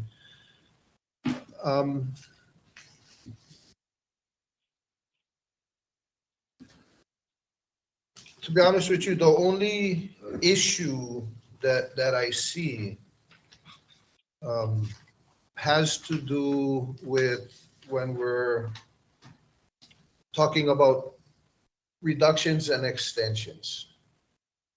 I think it makes sense, especially considering at this point in time that to submit a license application, a certificate of occupancy, miscellaneous inspection, fire clearance, all of those items are no longer required to submit for an application.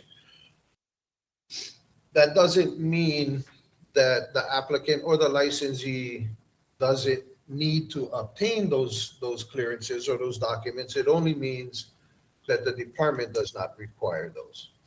So,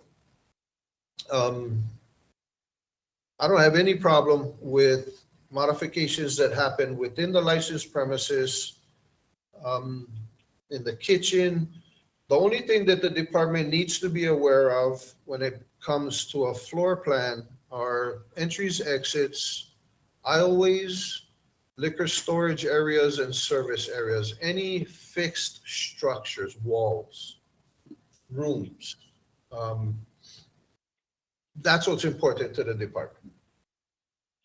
What kind of sink you got, what kind of stove you got, what kind of refrigerator you got is not important to the department.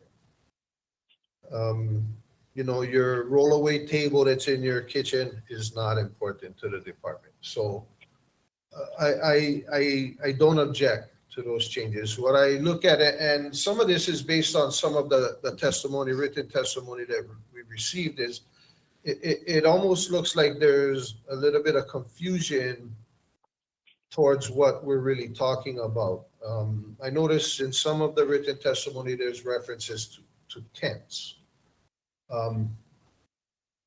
Most licensed premises, give or take, if you're putting up a tent, that means you're putting up a tent in your dining area.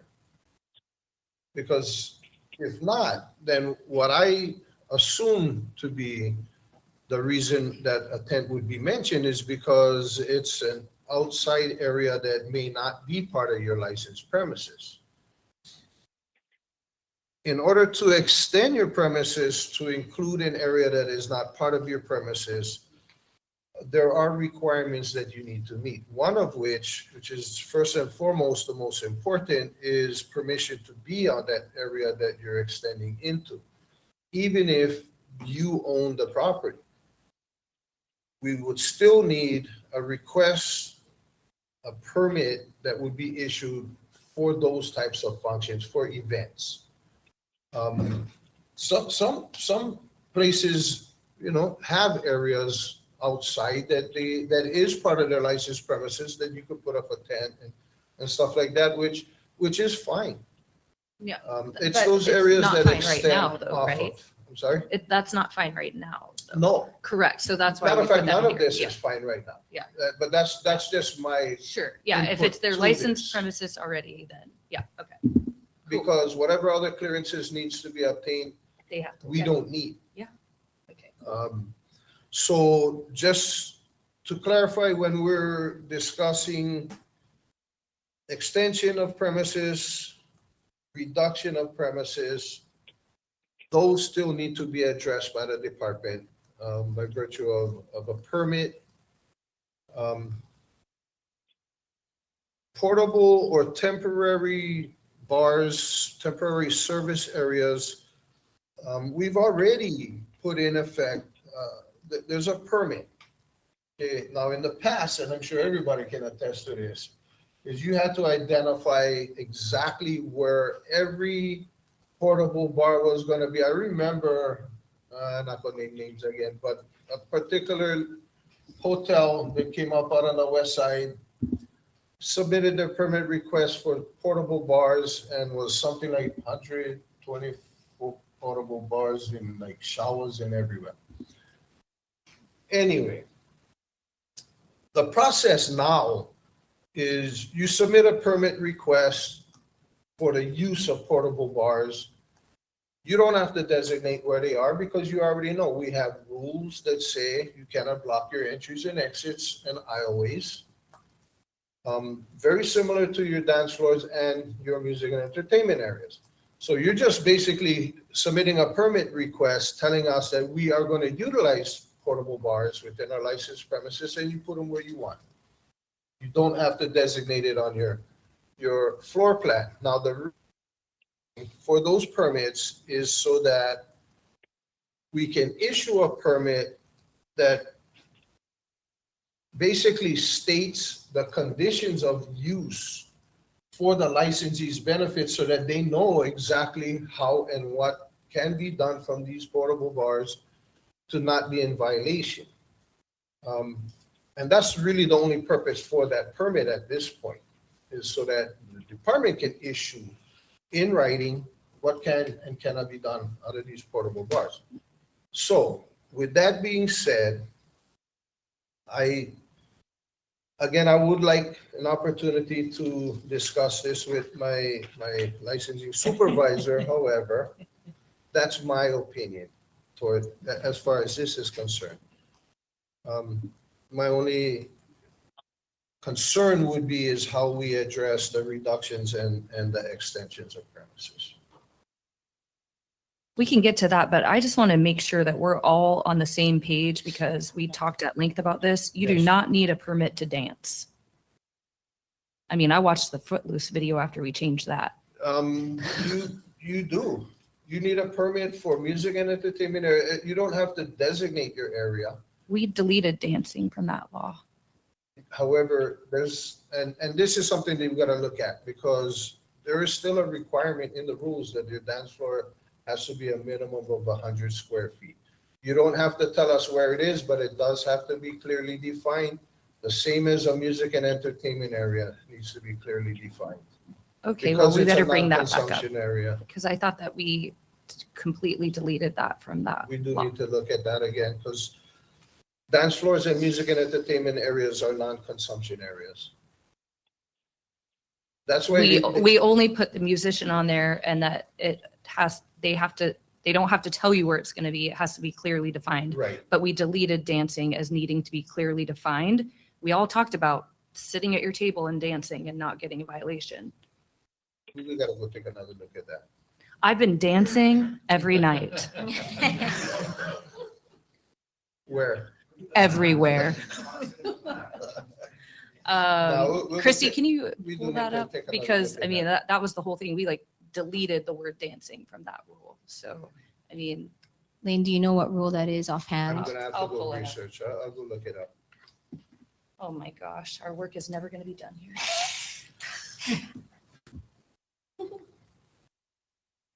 I think this is great. Overall, I think this. Is it this change- 10199 non-consumption areas? Is that Is what that you- where it references the 100 square feet? I'd have to go look. I don't know off the top of my head. I'm just doing a control F for dancing in the rules. I'm looking forward to. We changed 08, departments. 101, 27. Overall, Yeah, the permits, right? Yeah, and we deleted that, so you do not need a permit for dancing. But Lane's saying that there are other rules that may touch upon dancing. Okay, let's add them to the agenda. Yeah.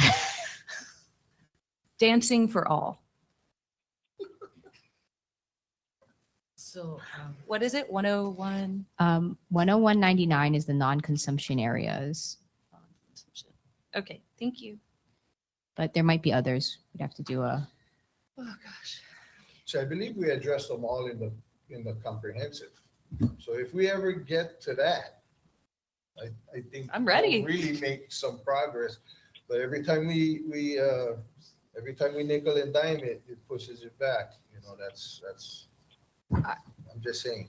well, I guess it sounds like if the department already addressed that, could you just pull the rules that you already looked at to address the dancing concern?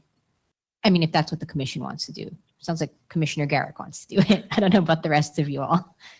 how come we couldn't move forward with the rules that you folks were already working on for the past couple years? Well, that's the goal. But every time we change a rule here, it has to be adjusted there. But you're just gonna delete it off of that part, right? No? You couldn't just I move cannot, forward with it? I cannot say that it would just be deleted because it's a rewrite. I mean, you'd have to take a look at it. Because that, When you get time, What- that's the one you should. what be you were reading. working on the administrative rules was just to condense the HRS with the County of Maui. You weren't actually deleting anything or eliminating anything. You're just condensing it so there were no duplications there. Or you were There were removing rules that some. were affected, yeah. I mean, if that's ready and in alignment with HRS and we can do these nickel and dime ones, as you said, that we've already done and put them in there, I will motion to approve that at the next meeting. Like, When you have some time, take a look at it. yeah, just email it to me. I think you guys all have it. Yeah, I think we were talking previously about the department doing like going through their changes because it's not clear in the draft that was submitted, like what exactly the changes were made. So it might be Yeah, it's gonna hard. look very different because it's a rewrite. Okay. Well, I mean, so that's been on the agenda, and I don't know if that would be like a special meeting you want to have because it's probably going to take a few hours for them to go through all of the changes that they made. But that could be something that you all want to go through if the director's saying he's addressed some of these issues already. so it's ready. It needs you guys to look at it. That's, Okay. that's what it is. I don't know that I can say that it's ready. Okay. But yeah, you guys should really take a look at it. Well, I'm still in support of moving these three along because we've already done some work on it. Okay, so, Director Silva has his comments about 08, 10198 and 08, 10127. And the commissioners, you have your questions to him regarding that, or you have any more? So we can take testimony. Not yet. Okay, you still have questions for them? Oh, no, they might come up based on Oh, testimony. yeah, yeah, okay. So we can continue on and take testimony from the audience regarding that. Okay, I think Javier left us. But Caleb? I'm here. I'm here. Oh, he's here. May Okay. may I speak, or is that all right? No, sure, go ahead. Okay. Sorry, I just have to go to the dentist. But in regards to the extension, I think that for liquor licensees, extension, like modification of premises, is one of the hardest things that we have to deal with, other than obtaining the liquor license, because it's basically like getting another liquor license. You have to go through the lease process with your landlord. You have to deal with floor plans. You have to deal with the 500-foot letter, the 100-foot letter within each 4 points of your TMK being sent to every registered voter. You have to go through zoning clearance. Like it's basically getting another liquor license. So, for example, you have a restaurant, and all of a sudden you want to expand, and you sign a lease with your landlord saying you're going to expand 500 square feet because you have this new dining room. Now all of a sudden you have your liquor license, but you have to go through almost every single part of the liquor license process to get that 500 square feet of that dining room. And you and your landlord can make a deal immediately and sign a lease, but now it's another 9 months before you can get it done through the liquor department because of how difficult the process is. And so it's just a really, really intense process that we as licensees would hope that the liquor department would make it easier for us to extend, because it's such a huge part of the businesses. I've seen so many businesses, and I always wonder, I'm sitting there and I'm like, why don't they serve liquor over there? Or why don't they expand this out? Or why is it like this? And you know, the response is always like, well, this is the area that we have for liquor consumption, or whatever it may be. But I think that this premises modifications should definitely be something that should be discussed and modified in order to help businesses here in Maui grow and expand and become more profitable and stay in business longer. Thank you. Thank you, Javier. Does anyone have questions for him? No? Okay, thank you very much. Caleb?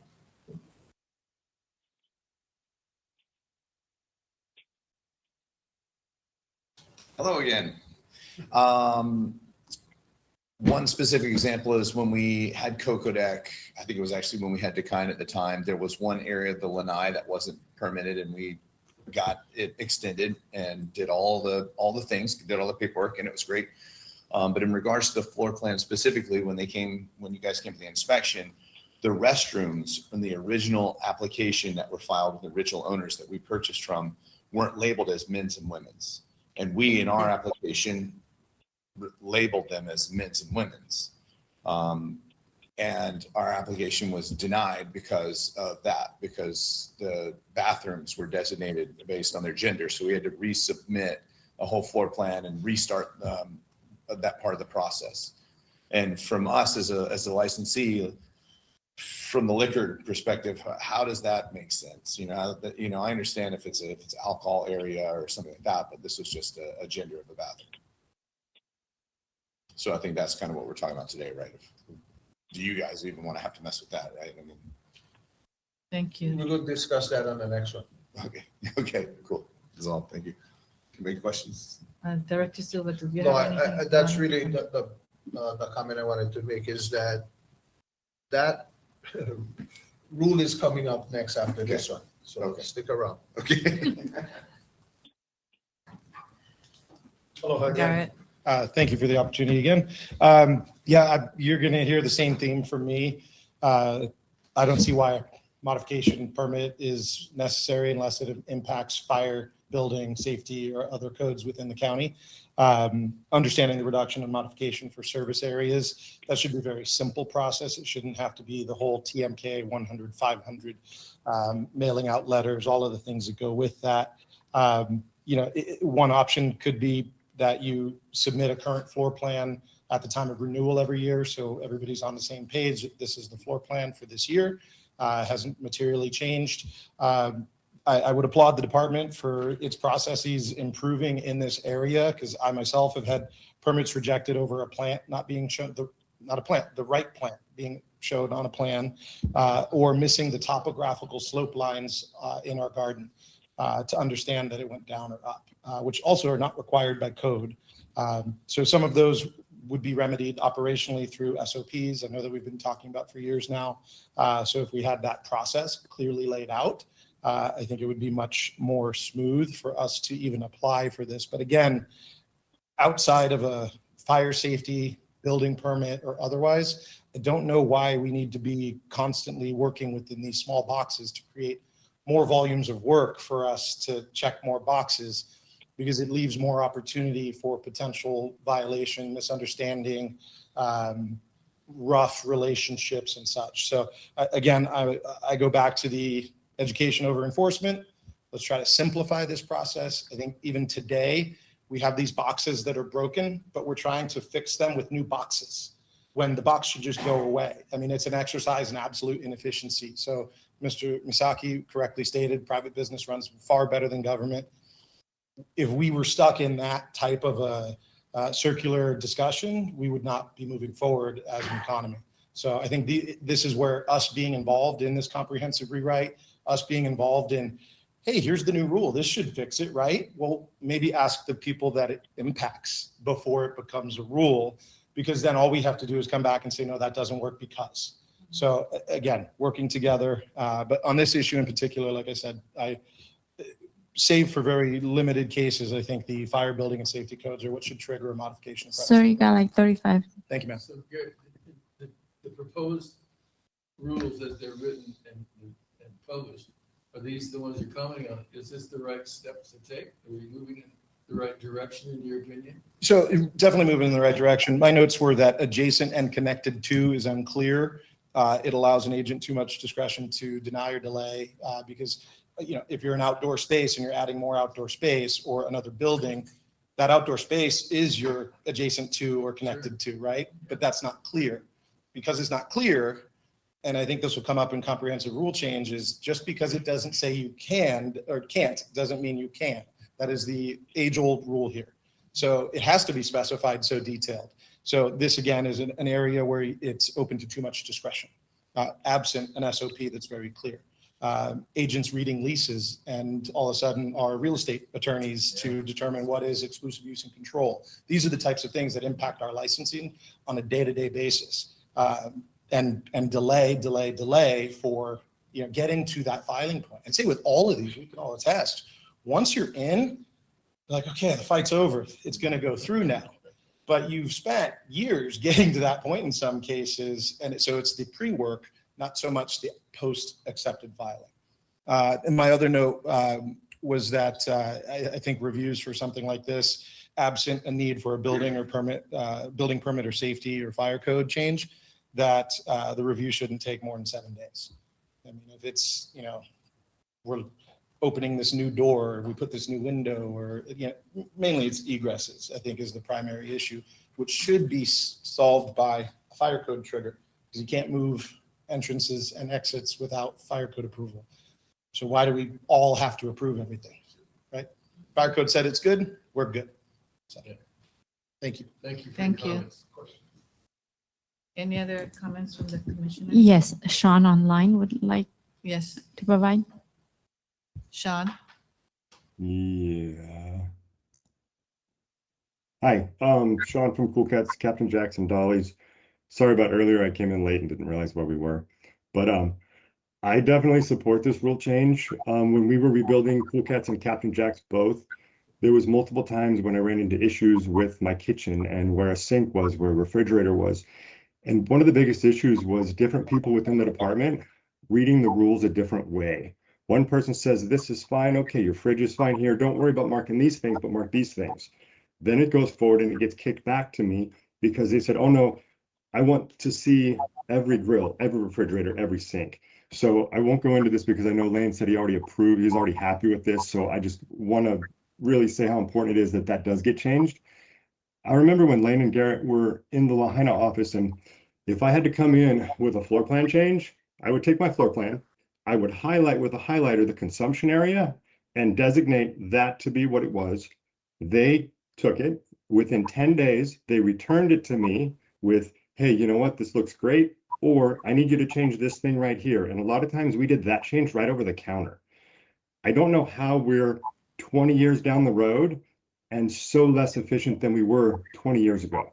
And obviously there was different issues then, but it was very simple and it was very straightforward to where I knew exactly what I needed to do. I needed my floor plan. I needed to highlight the outside. Boom, it's done. To Javier's point about the 1 in 500 on the extension of premise, I think that if you already have your premise and you already were approved by the 105-foot residents, if we're expanding to the attached premise, we shouldn't have to do the 100 and 500 again, because besides the tediousness of it, the fact that it takes 2 to 3 months because of the hearings, and it costs an obscene amount of money. So asking us to do that again when we've already been approved, nobody's going another, that far out. So I think that that should be looked at as well. Thank you. Thank you, Sean. Director, did you have any comments, or commissioners? I do have one comment, and it is, again, we're going back to the extension of premises. Reduction, not so much. Extension of premises, 28162 HRS does require the re-notification of a 100 and 500 foot radius based on the extension of premises. My understanding and the way I look at it, the way I interpret this is it requires, and it's for the commission. The commission may require, but what I'm looking at is I'm looking at a substantial increase. Now, when I say substantial increase, I'm not necessarily talking about square footage. I'm talking about what effect or how many new property owners that were not notified by the original license application will be affected by the extension. That is one of the reasons that 100 and 500 foot radius is required by HRS, the state law. But a lot of times, if we look at it internally, if you're extending in an area that goes into a vacant field, Maui Pine, HCNS, whatever, Maui Pono, where there's no new property owners being affected by this extension, then we're going to deem it not a substantial increase, regardless of what the square footage is. But if you increase 20 feet in one direction, and now just so happens you're in the middle of Kihei and you just touched a condo that includes another 140 property owners that were not previously notified, that would trigger, or that would be what would be interpreted as a substantial increase. So just to shine the light on what that requirement is and where it comes from for you guys' consideration. Can I ask a question on that specifically? Say you're Joey's when you had Macadangdangs in the shops up in the Peely, and he has a space that's here, and he adds the space next door. It's within the same shopping center. It's within multiple other units that sell liquor, but he's expanded into another space. Would he still have to submit the 100 and 500? It would depend on property owners that were notified during the original license application and how substantial the increase in that number would be. Yes, he would. Notwithstanding, even if there was another licensee on either side of him, his licensed premises is looked at individually.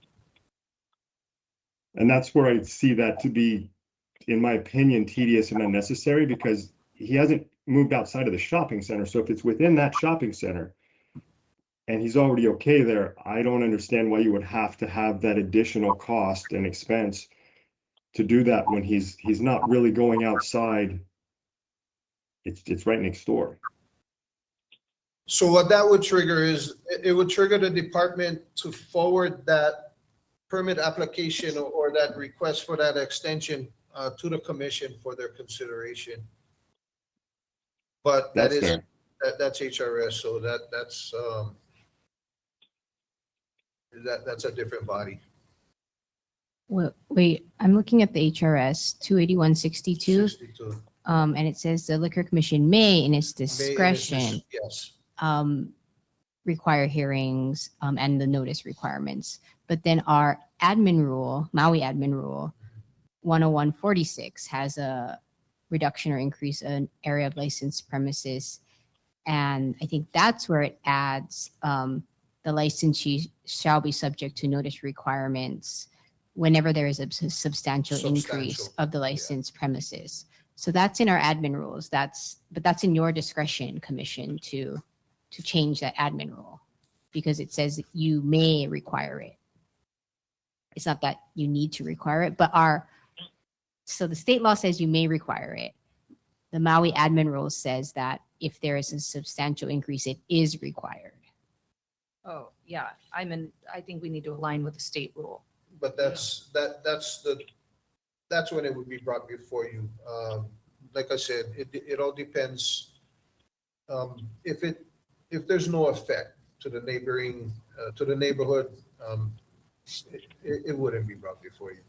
But she's saying that our rule says that it is required. When there is a substantial increase. So it's defining substantial, which is the tricky part. It's very, right, which is, I guess, what the ambiguous. department is determining. And that's how we're interpreting substantial right now. It's based on unnotified property owners that will fall within the 500-foot radius. So, not But like when we, property. may I speak? Is that Javier? It's up to you, Yeah. Chair. He's already provided his public testimony, so it's up to you if you want him to speak again. No, I'll allow him to speak. Is it Javier? Thank you. We expanded our dining room 3 times at Down the Hatch, and we had to do the 500, 100. We were within the wharf. The TMK was the same. The areas were like around 300 square feet, and we were always required to do that. And it got to the point where the last expansion that we wanted to do, we never ended up being able to do it before the fires because it took so long. We could never have alcohol inside of the Indian restaurant that we took over. It was a non-alcohol only area, and it was about 30 feet by maybe 20 feet. So like 600 square feet was that room. And we never were able, from the moment we signed our lease to the moment it down, we were never able to serve alcohol in there because of the extension premise, and because this thing that you guys are saying is a substantial amount has never been defined. Like, it should be defined if it's over 50 square feet or if it's over 500 square feet or whatever it may be. But not having a number makes it really difficult for restaurants. I also think that if it was within the same TMK, could it then just be approved within that TMK? Thank Well, that you. goes back to Joey's. Joey's would be in the same TMK, but they're saying it's not approved. Thank you, Javier, and thank you, Sean. Thank you. Thank you, guys. I think, if we change this rule to be in alignment with the state, then they would come to us. The department wouldn't have to determine what's substantial. We would determine it. Right? Yes, but I would think that the department should determine what would be considered substantial. And they have, and that's what Lane's been talking about.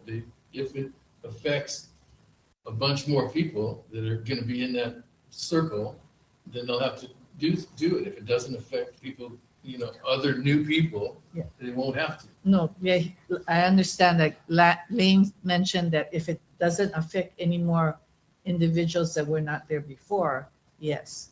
But what I guess Javier and Sean is because of the square footage, that it may not have affected any more people, But because it wasn't determined of the area, it still had to go through the process. I think a lot of the stuff that's being talked about are good examples of what's been happening in the past. And I think everybody, including the department, has a little bit different idea of what needs to go forward. And I think Lane's focusing a little bit more on the ambiguities. And I think those are the things that caused a lot of the trouble in the past. And I think we're trying to get rid of those. And it's why we're here today. So I guess to clarify the current, so it's substantial increase of licensed premises, and they only need to notify those that were not previously notified before. Is that? No, actually, the notification would be triggered if there's a substantial increase in property owners that were not previously notified. If that is triggered, then I believe it would be a re-notification of everyone within the 100 and 500 foot radius. But I can tell you this, in my entire time in this department, I've seen that happen 2, maybe 3 times. Now, the difficulty is going to come, and I understand, you know, the thought process, but if it's a clear-cut situation, if you're extending into an area that is obviously vacant field, then there is no, it goes no further than that. That'll be brought to me and we'll make the determination that, okay, it's not affecting anyone. Now, if it's extending in a direction, and keeping in mind that we have the original tax map on file. So if you tell me that you're going to move 20 feet in a particular direction, by virtue of looking at your existing tax map that everyone should still have a copy of, I can tell how far in one direction you're going to go, and I can tell exactly who or what, if you're going to run into a new property that is a condo, or if you're going to end up in a neighborhood where you're going to add 20 new residences to your 500-foot radius. I mean, it's pretty obvious based on the existing tax map. That's what would trigger you to, we're going to ask you to create that 1 in 5 100-foot tax map and a new list of property owners so that it can be presented to the commission for you guys to make a determination whether they need to notify them or not. OMG.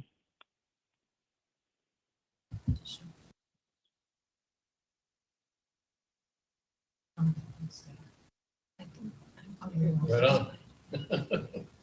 Are there any other testifiers? Yes, aloha. This is Pamela with the Maui Chamber of Commerce. I'd like to testify. Okay, Pam, thank you. Go Thank ahead. you, Chair. You know, we wholeheartedly at the Maui Chamber of Commerce support the proposed amendments because they provide much needed clarity regarding modifications required by the department's approval while eliminating unnecessary administrative burdens for routine operational changes. And we're hearing so much about, you know, again, we of course want to protect the staff and keep them working in the areas that are most important, but we keep hearing a lot of back and forth that's creating a lot of delay. So the SOPs are really important.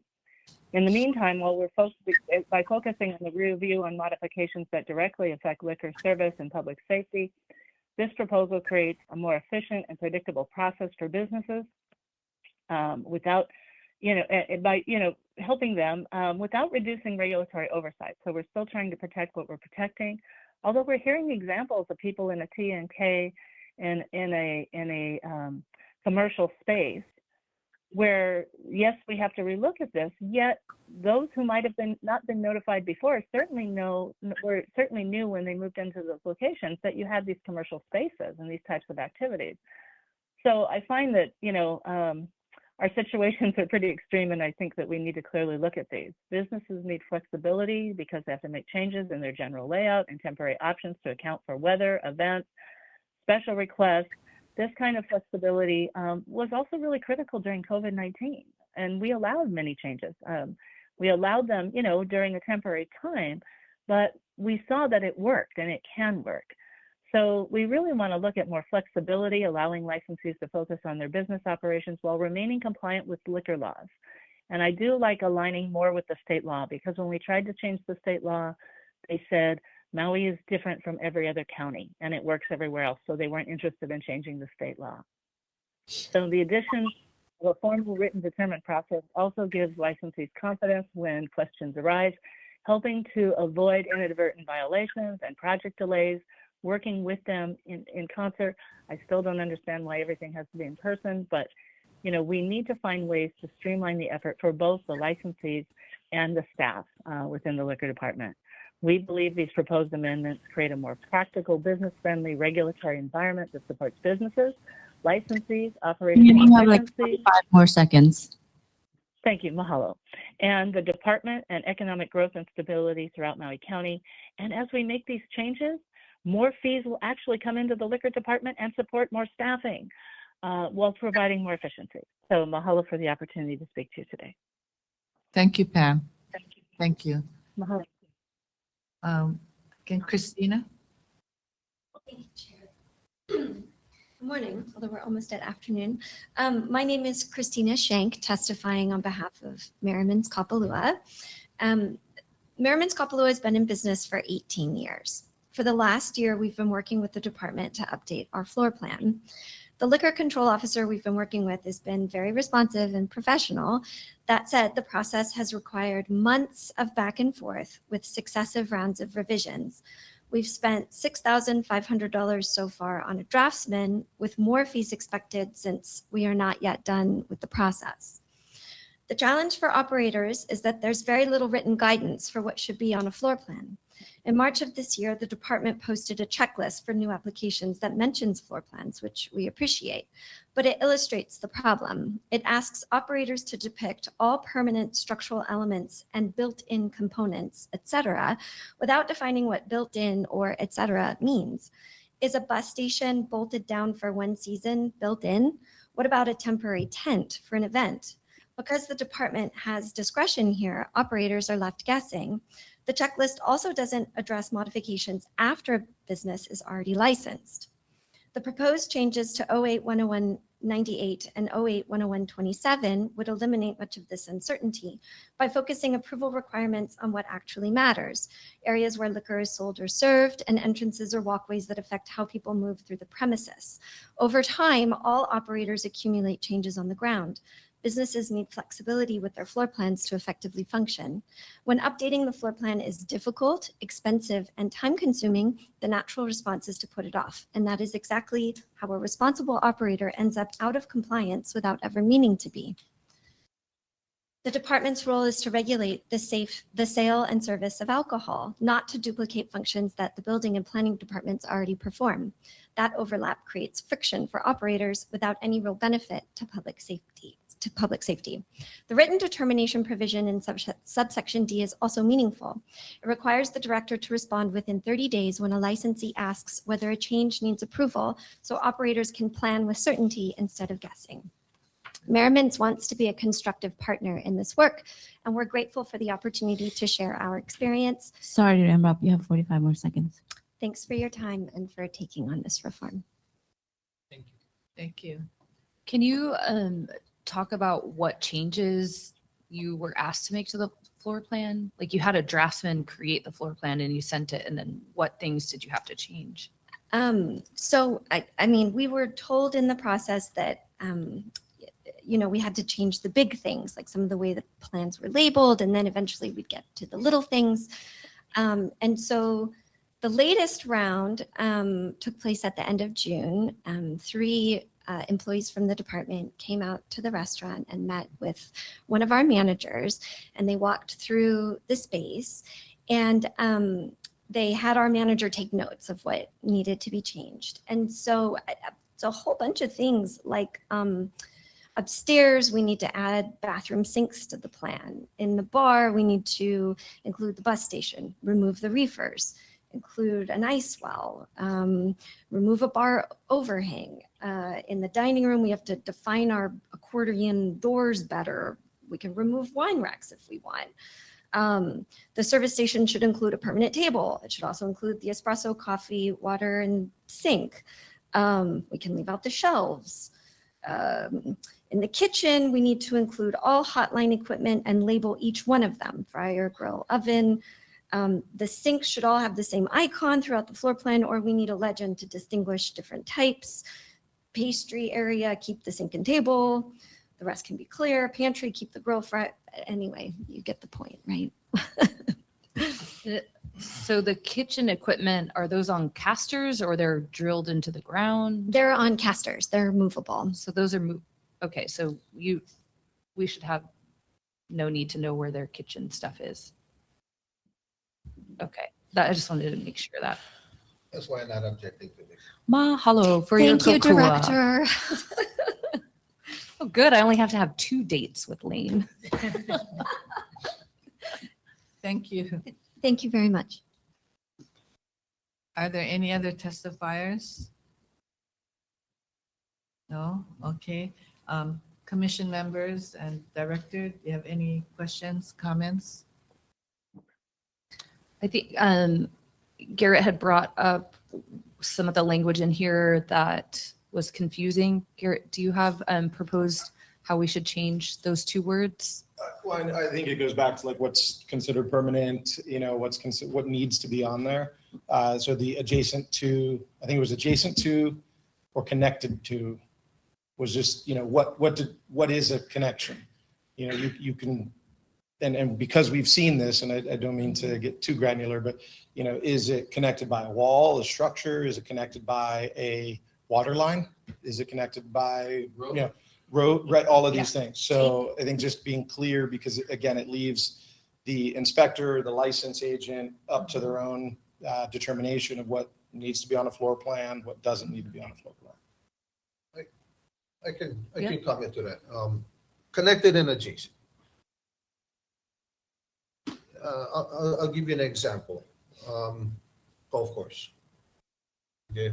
From the consumption area or from the licensed premises that is providing the service on the golf course. Normally it's a cart path, right? If that cart path can connect and butt up adjacent to the licensed premises, whether it be by a walkway, a stairwell, that's connected and adjacent. If you cross over a piece of property that you don't have control over, you're no longer connected or adjacent. If you cross over a public roadway, you're no longer connected or adjacent. So that's how we define connected and adjacent. If you're connected by a wall and there's no door in that wall, how are you going to get to the area you're trying to go to? So ultimately, the thought process is, how do you get from your licensed premises to the place that you're trying to extend into without barrier, and have authorization to access it through using that area? That would be And I think that makes sense. But what we see is, of course, astutely you point out exactly how it should work. But just in the case of the floor plan, we see movable equipment doesn't have to be on there, but it has to be on there once the agent shows up. And I think a great exercise, if you want to fall asleep very quickly, is look at the outrigger on a poly location and the amount of revisions to floor plans. And God, I would have loved to spend $6,500. Well, we didn't, fortunately. It was the hotel that was on them, but it was 9 attorneys on every call, plus tens of thousands of dollars in revisions that Outrigger had to pay because we were inspecting, I believe, at some point, the hotel rooms themselves for the liquor license down below. So this is where it's like, and this is why it's hard, and we've shared this personally before, is it's hard to not take it personally, because it's like when someone says, hey, this isn't personal, it's just business, it's personal, right? That's exactly how it feels sometimes. I would also, I was reading further in the agenda, and I noticed the continued push towards online electronic systems, as is the world today. Years ago, Honolulu did this, and I would just you ask that the commission heavily consider and the department consider building off of an existing system instead of spending a boatload of money to start from the ground up. Certainly because of 101 versus 281, there's going to be some differences, but those were probably addressed in the software programming behind the scenes as opposed to standing up an entirely new system. And that has increased the transparency as well, because oftentimes when we're applying for something, and this happened again with the fires, paper records are destroyed. We don't have them, and we can't get them from the department. We can on Oahu, but we cannot get them here, right? So you should have this, is the explanation we've been given in the past. So those online systems store that. So the prior records are available to the licensee online to be able to then make the processing of permits and applications far more efficient. So I just wanted to add that in there, and happy to, again, be a part of that creation since we did it on Oahu as well. Thank you. Thank you so much. And that's what I was thinking of too when we were talking about the form for the trade name and assignment of trade. Like if we have a form, that's easily duplicated into an online system versus an ambiguous letter. So that's why I think that would be an easy change. And if someone else, another island has a form that we can use, like you said before, let's use their form. It's easy to change. I mean, we're looking for ways to streamline also. I just want to take the time to let the commission know how impressed I am by the amount of people that responded to these changes. Thank you. I think I want to stay here. It really makes a difference to us to hear you guys talk, and we appreciate it. Yeah, you guys are very Thank busy. you. Thank you all for coming, and the ones that had to go to work. Thank you. Any other comments? No. Okay, so moving forward on this, what is our decision? Can we move forward with this one, or do we have to table it? to the Again, next I one would again? request an opportunity to speak to my My God. sitting supervisor. But you've heard my thoughts. So if we get this in the newspaper, she could,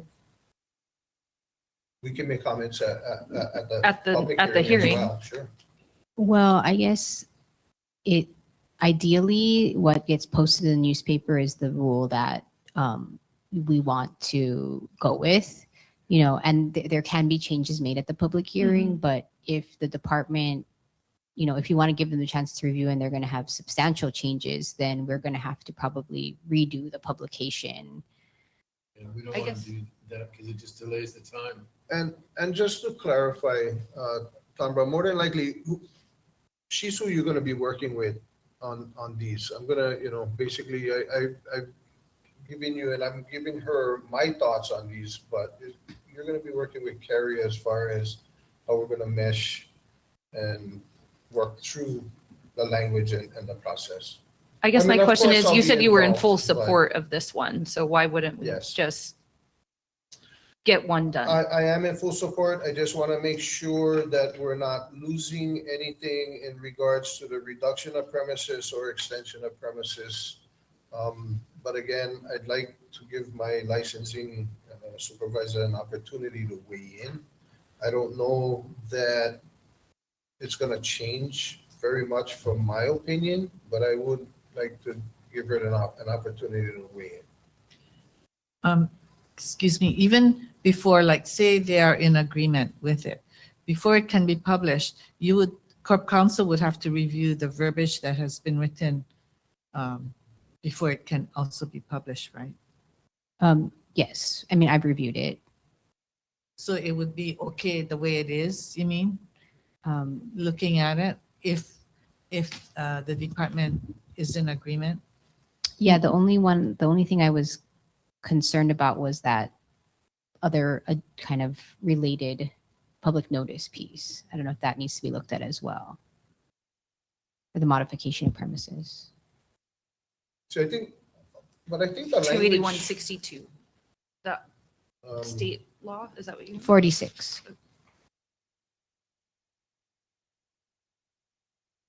Because I think that would apply to, is it 1127?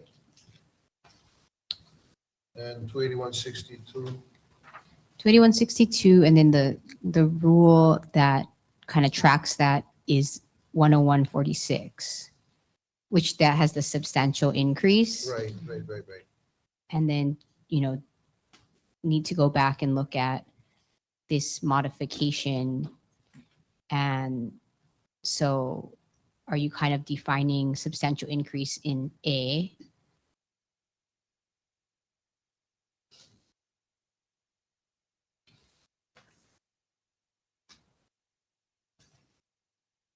I guess they kind of tie together. So I just want to make sure they're. Yeah, because I think that's where it, or is it B, where it refers to. That's adjacent connected.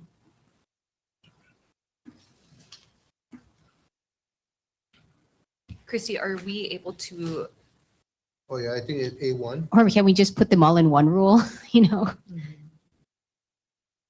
So if we're going to work on this one separately, we can reach out to you. Yeah.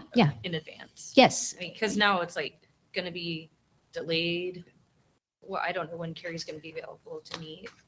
And then if we get it on the next agenda, we review, then we put it in the newspaper, then another month for a public hearing. Mhm. 2 months. But you better.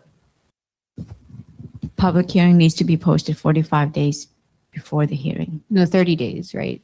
For 30 rule days? amendments. Okay, sorry, 30 days. I expect that back. I'm hoping tomorrow, but then I was hoping today too, and yesterday. I guess can when she gets back, can you direct her to make it a top priority to meet with Commissioner Garrick so Yes. they can expedite it? Yes. And I can be available. Yeah, maybe we can all three meet Yeah. and just knock it out in one day. Yeah. Great. Well, one day, but I have to research some things. But if we could research in advance, then we come to the meeting and then we're just reviewing it with her.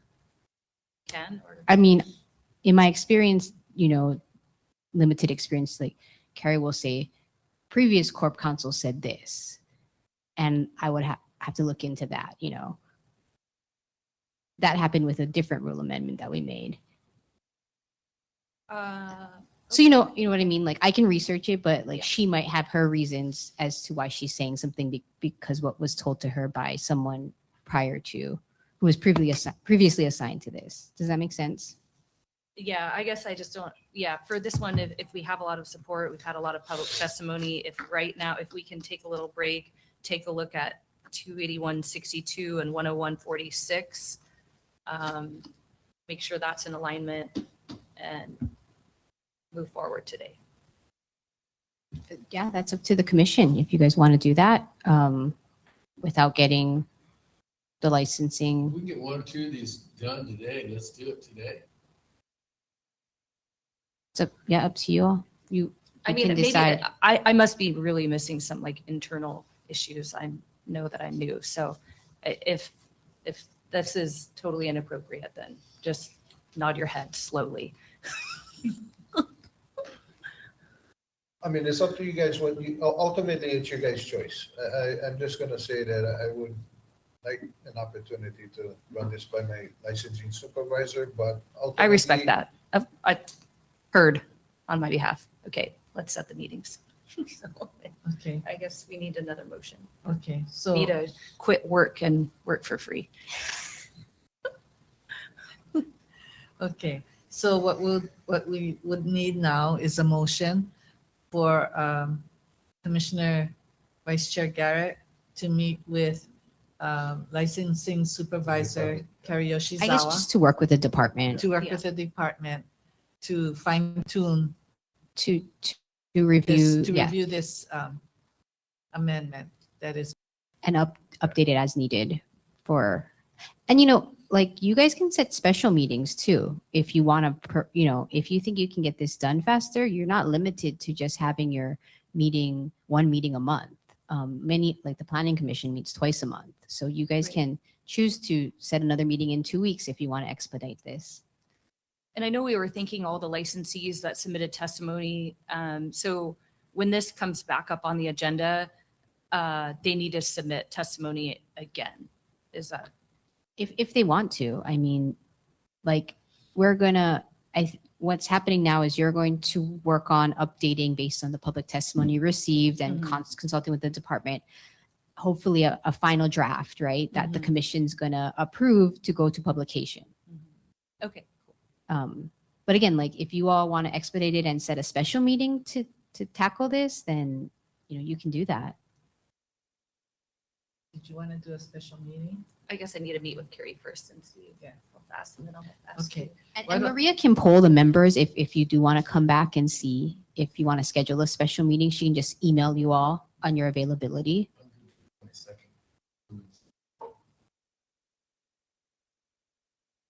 And also maybe think about the special meeting to have the department go over their comprehensive rule amendments that sounds like may address some things that have been confusing, like the dancing piece. Yeah, that would be great. Pack your lunch, everybody. Excuse me. So are we gonna take a recess? Are you eating? You're not eating, right? No, I'm just. Okay. Shall we take a brief recess then? Let's recess. 5 minutes? Sure. Wait, did you guys vote on the motion? No, not yet. We're gonna recess. Yeah. Let's take a 5-minute recess. Yeah. Okay. Okay, it's 12:06 and we're back in our meeting. And we have left off on rule number 8-101-98 and 8-101-27. So we're waiting. We need a motion to be made for Commissioner Garrett to meet with the department, to work with the department. So moved. Second. Okay. Motion was made by Commissioner Misaki, seconded by Commissioner Woodford. Any discussion? If not, we'll do a roll call vote. Vice Chair Garrett. Aye. Commissioner Misaki. Aye. Commissioner Woodford. Aye. Commissioner Dudois. Aye. Commissioner Silva. Aye. Commissioner Westfall. Aye. Chair votes aye. Vote is unanimous and motion passes. So Director Silva, I guess when Carrie gets back, then you'll be able to. Yes, so With we'll coordinate a meeting. with Christie and Vice Chair Guy. Yeah. And Carrie Yoshizawa. Okay, moving on our amended rules, discussion and consideration on rule amendment by Mr. Davis Weiss of Water Sport Charters, Inc. Richard, default, I guess it's my turn. Actually, that's funny. There's a misprint Davis. In a company I worked with years ago, there was a misprint and everybody called me Davis. It's actually David. But David. Oh. But they did it as a joke and it lasted for about 10 years. So again, glad to see you. I think this is my third time. I'll preface this every time that this is a new license that's never been issued. But I feel that after the last couple of hours, this might be the poster child for back and forth. I mean, when we left about 18 months ago, I think we made the application, but the first hearing about a year ago, we got to the point where the commission directed us that I needed a letter from DLNR that there was no jurisdiction over alcohol on the roads. And the next one was that I provided a letter from the United States Coast Guard that they don't inspect these small, called the uninspected passenger vessel. But then the department wanted a actual uninspected passenger vessel inspection from the United States Coast Guard, which is done by the Coast Guard Auxiliary, which they don't have on Maui. So I informed the department that we can't get this, but I explained to them that this UPV or uninspected passenger vessel running as a 6-pack, that means 6 paid passengers or less, have to get a safety inspection from the state of Hawaii, DLNR, every year as part of the renewal process, because these commercial use permits expire every year, so they have to be renewed. So I was hoping to satisfy the department with that inspection. And I don't know exactly what happened, but at the very last minute, and again, no disrespect to anybody, after having the application for a year and a half and the floor plan and identified the head, it came out that, well, where's the men? Can you designate the men and women's head? We don't have one. These small boats are built with one head. So talking with Carrie, not Carrie Mailing, Carrie Yoshizawa, she said, well, you're going to need to put in for a rule change. So I looked at that and said, okay, well, under the health department, the men's and women's, I'm hoping to get an exemption or change the rule as I presented.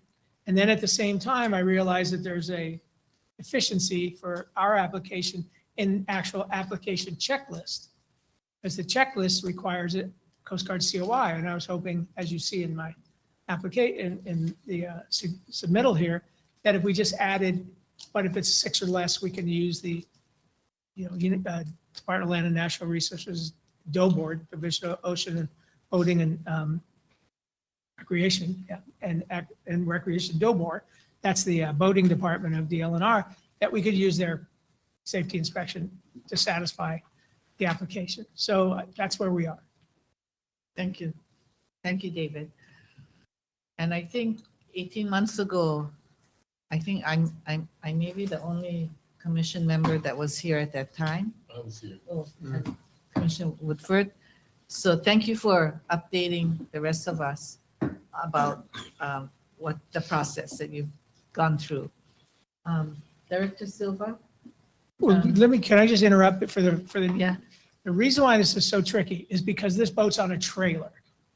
And we have boats, we have a bunch of boats. I'm in the slips, but this one was on a trailer. And I came to the department kind of hat in hand saying, this is going to be a new one, okay? So we're all going to work on it together. And again, I have the highest respect for these guys. They know that.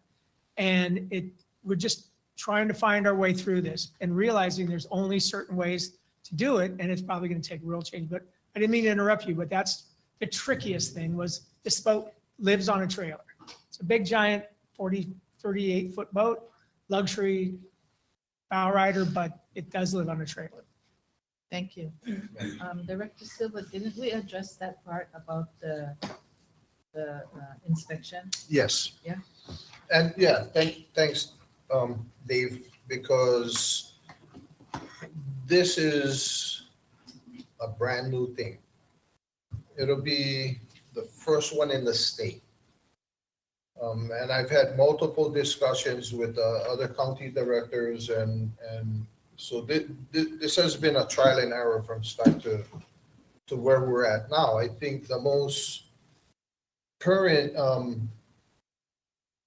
I think what got us to this point was the rule change, where the language was added, Coast Guard documentation or Department of Land and Natural Resources documentation, if applicable.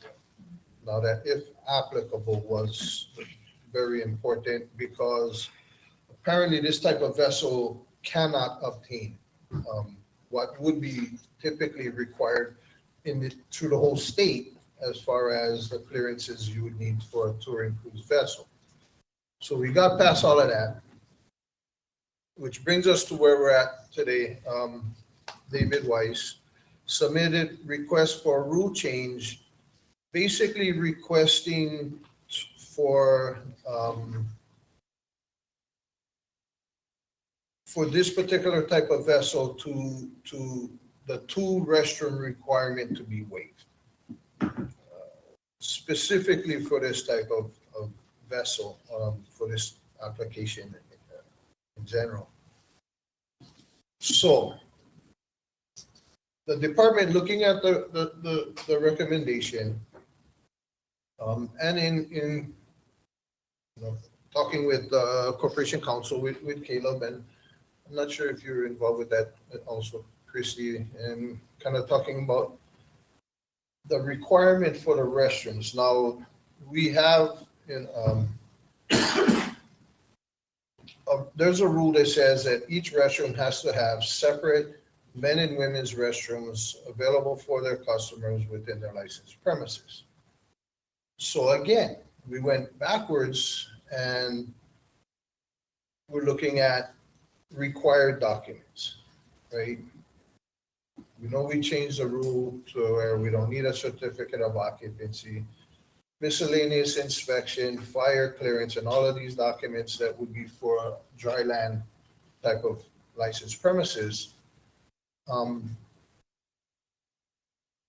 We have a sanitation rule that requires the two separate restrooms. So taking that into consideration, what the department would propose or what we're willing to concede to is to get rid of that rule in its entirety. Again, I think the responsibility falls on the licensee. If you don't have restrooms in your licensed premises, it's up to your customers to decide whether they want to go there or not. I think that will essentially govern itself.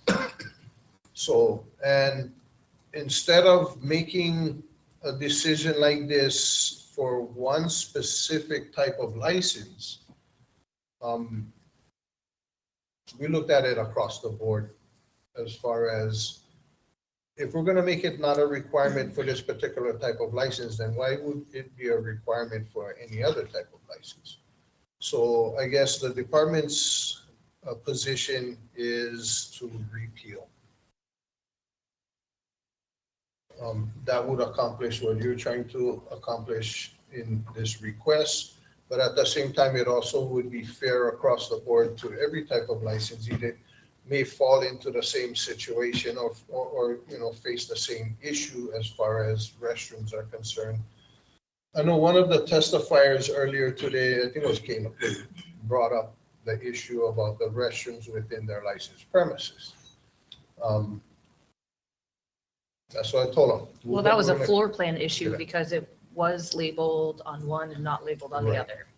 This will solve that problem. By repealing that rule, that will solve that problem, even in those instances and for those situations. Now, I can tell you this, on a floor plan, if you have restrooms, we're going to expect the restrooms to be on there. We don't need to identify whether they're male or female because I think in this day and age, that's kind of becoming an outdated thing. Or even what type of fixtures you have inside your restroom, but just identifying the fact that you have them and where they are. If you don't, then you don't. So that's what we're proposing. So which rule are we changing? 101.94? Yeah, just. And 101.95? Or just the one? I believe it's 94 is a sanitation rule. Yeah. But the others, the 95 and 96 stay the same? 94 completely, yeah. Let me get so yeah, 08-101, 94 A and B. Will that affect the fact that you have, in this rule, have the authorization to say that if the premise is located within a reasonable distance, that thing, or a covered walkway or 100 feet or whatever, will that still be in effect for you? No, because at that point, that makes the use of a restroom a Department of Health issue, as well as it being the licensee's issue. Okay.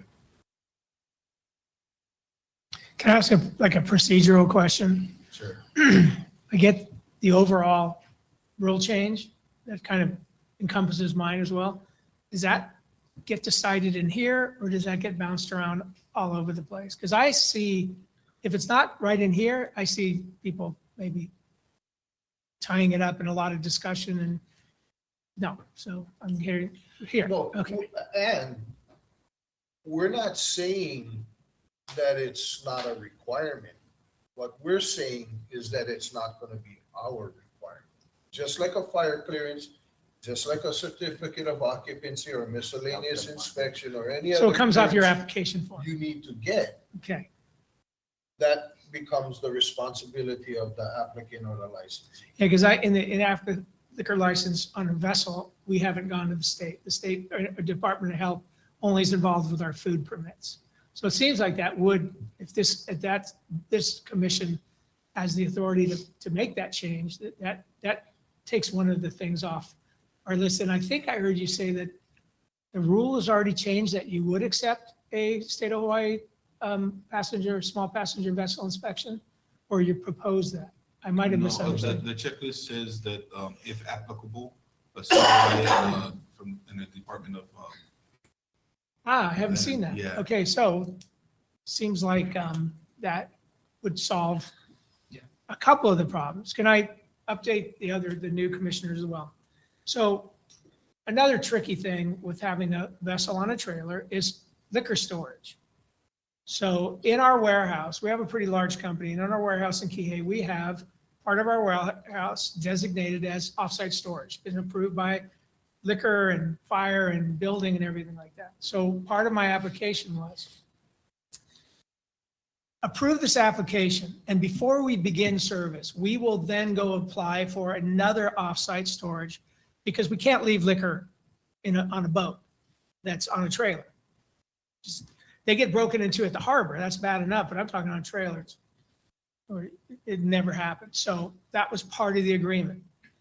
And the original application included the vessel parked outside adjacent to our warehouse, which I updated it with Carrie, but I want to get it on the table here because I don't want to go all the way down the fairway again like we've been, and all of a sudden this thing pop up.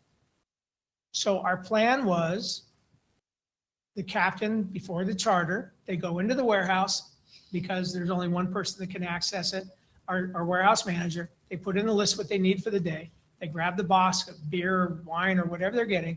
They take it out to the boat. It travels down to the dock, goes on the charter, and goes right back and is unloaded back into the warehouse, never to be left alone. Well, we have this massive boat, and the trailer failed. So we had to get a new trailer with 4 wheels, which means they can't maneuver into our warehouse like they used to be able to. So we now store it in a secure facility down near the South Maui wastewater reclamation, near the police station, which is up on the hill, and it's kind of gated. So it would be the exact same thing. They would go to the warehouse, they would get the liquor, they would drive to get the boat in the morning, they put the liquor on the boat, they get done with the charter, they take the liquor off, bring it back to the warehouse. Never, no liquor ever staying on there. So that we submitted this chat. I don't know if I got to you guys yet. We said, there's a change in the application. This is why we did it. But it would be the exact same protocol and procedure as we did if it was 5 feet away from our warehouse or 4 miles away. The liquor is just never going to be on the boat unattended. Again, the only time it's on without passengers is when it's being trailered through town. So that's one thing I just want to make sure before we leave that that's going to be acceptable because it's the exact same thing. Now, another thing, we have another vessel exactly like this, but this time we have a slip. So if we can get through this one, as I mentioned, you will see a lot more applications. And the previous commission was very bullish on that, said, yeah, this is business. And this is a big segment in this high-end luxury travel. People don't want to be on boats with a lot of people. And as we kind of squeeze out, which we are, the middle income people, we're going to just end up with hotels full of high-end people that will want this kind of private, this is what it is, a private charter. So again, we will apply for outside warehousing. We already have, we know that it qualifies from fire and building and everything like that. And we'll segregate a separate office just for the liquor in this license. But I really think it's important that if there's something that's going to be an issue, rather than resubmit everything, because when I went and picked up something, they gave me I think it's my new license renewals. They gave me a manila folder that I didn't look in. It's my application back, the original one from Water Sports Charters. So I guess another thing is if we can get through the deficiencies and this will move forward, do I have to redo everything? Fingerprints, personal histories, all that stuff that long expired. Have you already been fingerprinted for that? Oh, yeah. You shouldn't have been. Oh, yeah, we were, maybe not. Maybe we just submitted personal histories. You're right, because we don't get fingerprinted. That's right, because we have multiple liquor licenses. So you're right, we did not get fingerprinted. So that would not have timed out. All I have to do is reprint some letters of good standing and the vendor compliance certificate, which is fine. We're all current. So, I guess a couple of things.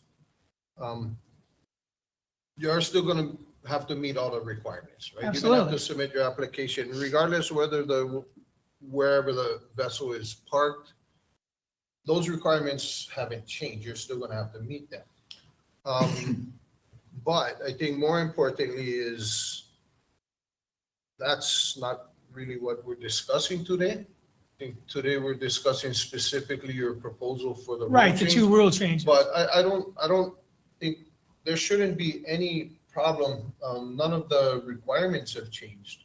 So in order to submit your application the same way you submitted it originally, that hasn't changed. Well, we updated That's it. how we're going to go forward. When we got kind of the go ahead and move forward, resubmit the application. Again, the application's never been accepted. Still in a submittal form, going back and forth. That's when we put in the new photographs and where the new vessel was in the floor plan, and there's no TMK for up there, it's Malka. So we kind of gave them, it had been subdivided years ago, they just didn't update the TMK, which apparently is common. So we provided all that. So I think we as long as, well, it was at the warehouse, 5 feet away, now it's 3 miles away. See, I don't think it mattered where the vessel Okay, I was, just as want to make long as sure. you were authorized to be where you're telling us. you're Yeah, gonna- and a liquor will always be stored in Yeah. offsite storage. Because, like you said, we're going to now, two big things were the sanitation, the restroom, and the UPV inspection. Now we have another vessel, identical. It's the same, it's a sister vessel, which This will sits be in in a a slip? sits in a slip, yeah.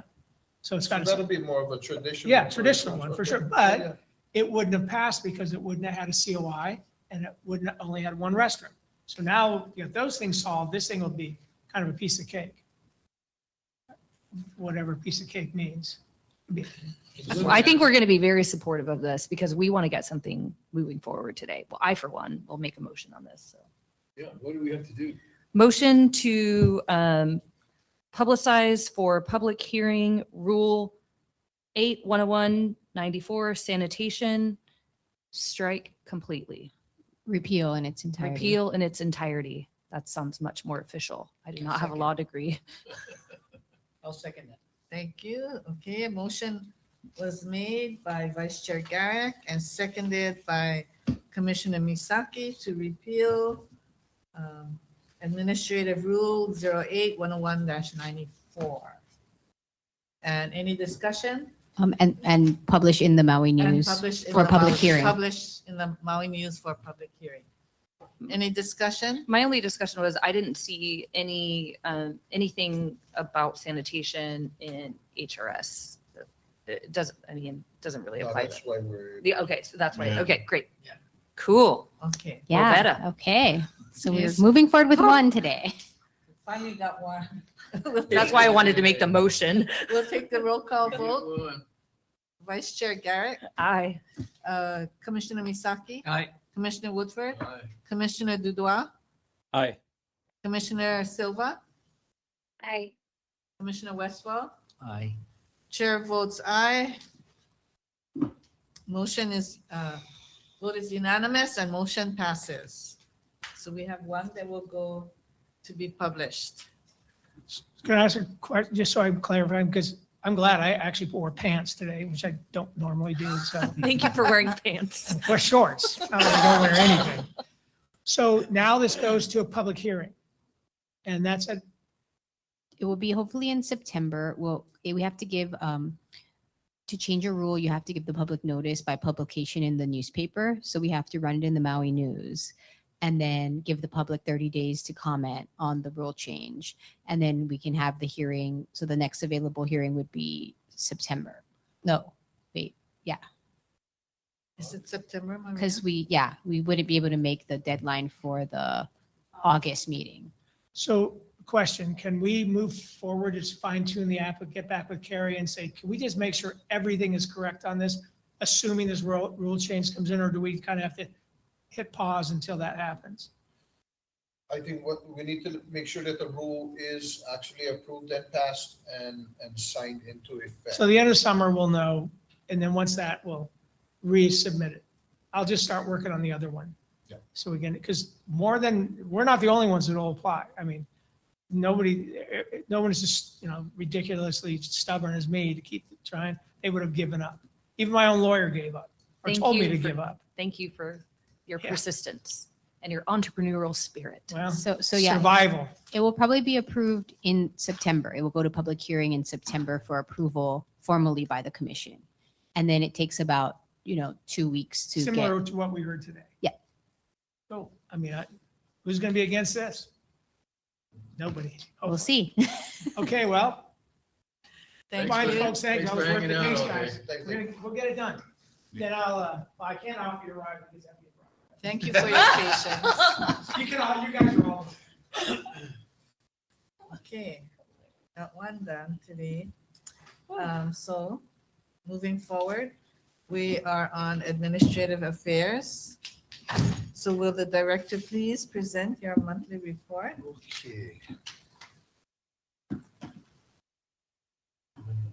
Okay.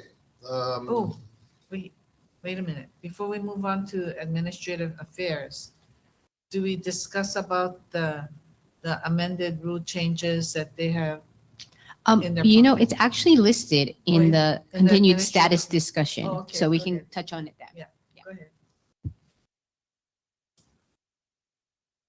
Okay. Thank you, Chair. I'll keep this real brief. Our vacancies, we're still at one vacancy in enforcement.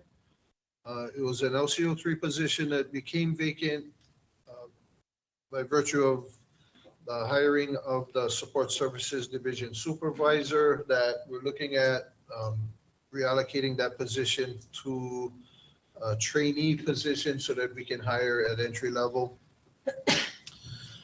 Licensing and permits also still has one vacancy, LCO trainee position. And Support Services Division has one vacancy. It's an expansion position for an account clerk 3. So 3 openings.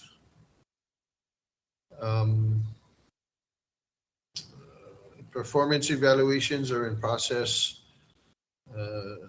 Still, Jarrett, I'll turn it over to you as far as the violation stats for last month. Okay, so the June stats, they had a total of 10 violation cases in the month of June, 9 of which were minor decoy operations. They had a total of 37 minor decoy operations, 26 of which were compliant, which is a 24% non-compliance rate. Educational visits, we had none because of the change of schedule, like the director brought up, but we should be going into those again when the schedule changes. Thank you, Jared. Any questions? 25% is good, huh? No. Yeah, if we can get it below 20. Below 20. Yeah. Okay. Yeah, that's your goal. That's our goal, Yeah. yes. Okay.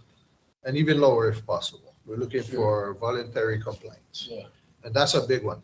Those are our minors. So. Yeah. And we've seen all the results we got from the adjudication board are all dealing with the minors.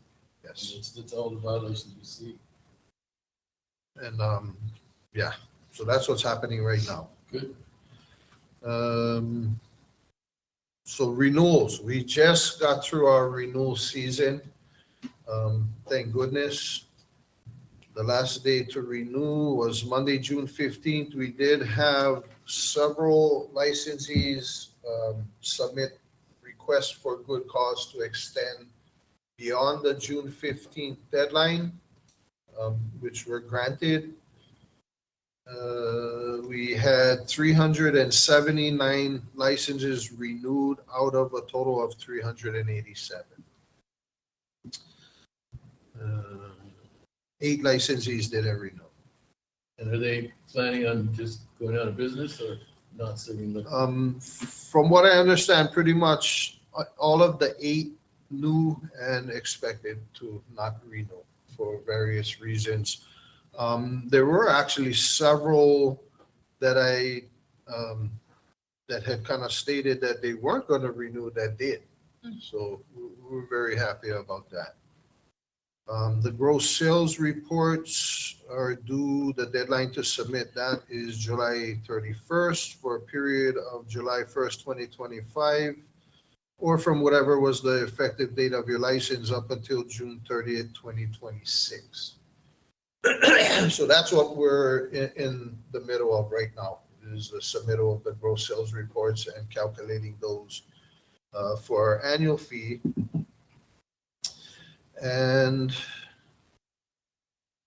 I met with executive coach. Oh, is this the next thing? Okay, I'll push that over to item B. So that's all I have on my director's monthly report, unless anyone has any questions. Any questions? Thank No? you. Okay, so moving on to discussion and consideration about your executive coaching program for the department. Okay, yes, I met with Dennis Higashiguchi on July 6th. We met virtually. We had a very good discussion to reset our collaboration with Dennis and the department. And also, Chair, I got his information. I'll share with you afterwards. That way you can have a conversation with him and he can explain to you what the process is going to be and where it's going to go from there. Okay, great. Does the commission want to do a motion to authorize Chair Matsumoto to meet with the executive coach? I thought you did that last. You guys did that already? I thought we did, but I'm happy to make another motion. Oh, okay. If we did it already, do people remember that? Maria, do you remember that? Okay, I thought so. awesome. I think we did. Okay. Okay.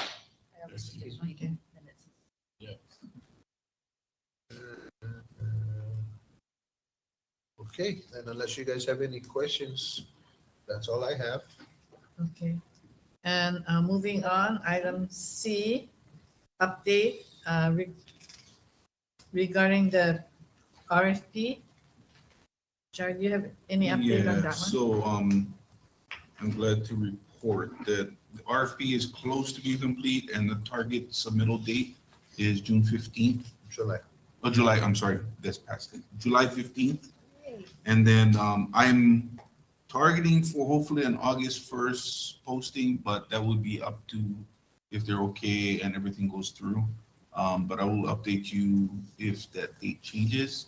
And well, I'm going to update you guys on the process progress anyway. So, but yeah, that's what we're looking at right now.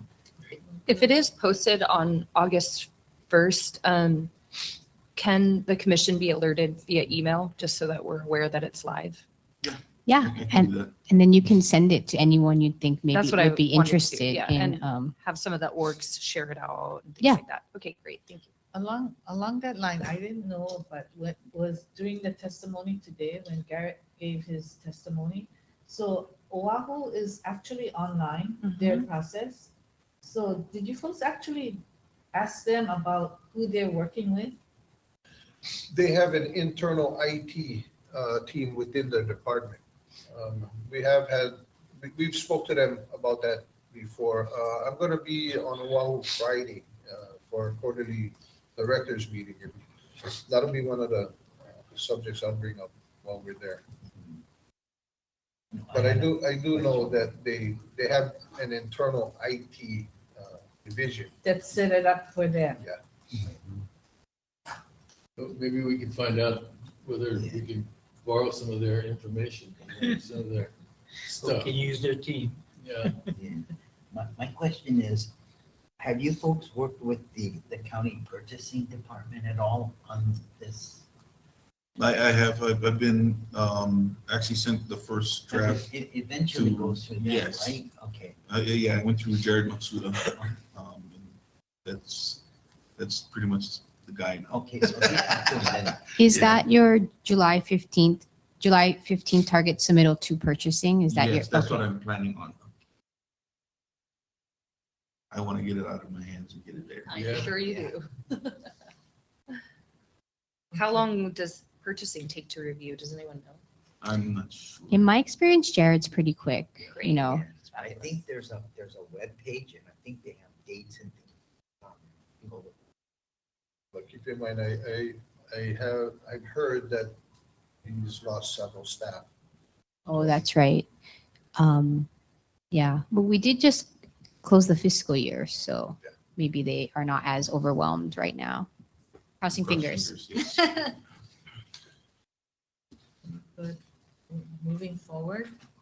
Okay, number 2, regarding the liquor administrative rules, updates. Regarding rules governing the manufacture and sale of intoxicating liquor. That proposal that you folks were working, the department was working on for a while now, and it keeps getting, because we keep making changes. Are we open to a special meeting that we could have so we could go over that, so we can push that forward and get that done sooner than later? Since we keep making piecemeal Yes, changes to I'd it. like an opportunity to meet with my team, to see where we're at as far as incorporation with the things that have changed. But like I said, there is a version that is available in the document center. It's the one that was provided. Even without because I believe there was also a kind of a legend that was along with it. But it might not be a bad idea to thumb through it, take a look at it. Well, I think like what we would like the department to do is to go through so that we don't have to print out like hundreds of pages and then Well, just. there's a legend because, like I said, it's a rewrite. So I don't know that it's going to be a situation just to start from, okay, 08101, 01 is now this, 02 is now this. It's kind of a.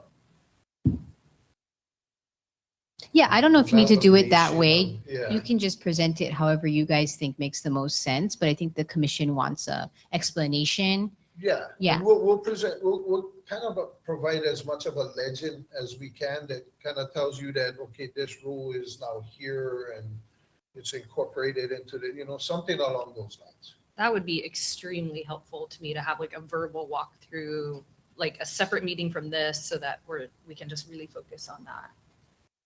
Okay, so Do you guys want to look at available dates like that? You could maybe, the department is available, the commissioners are available, because I know everyone's calendars book up really quite quickly for a special meeting.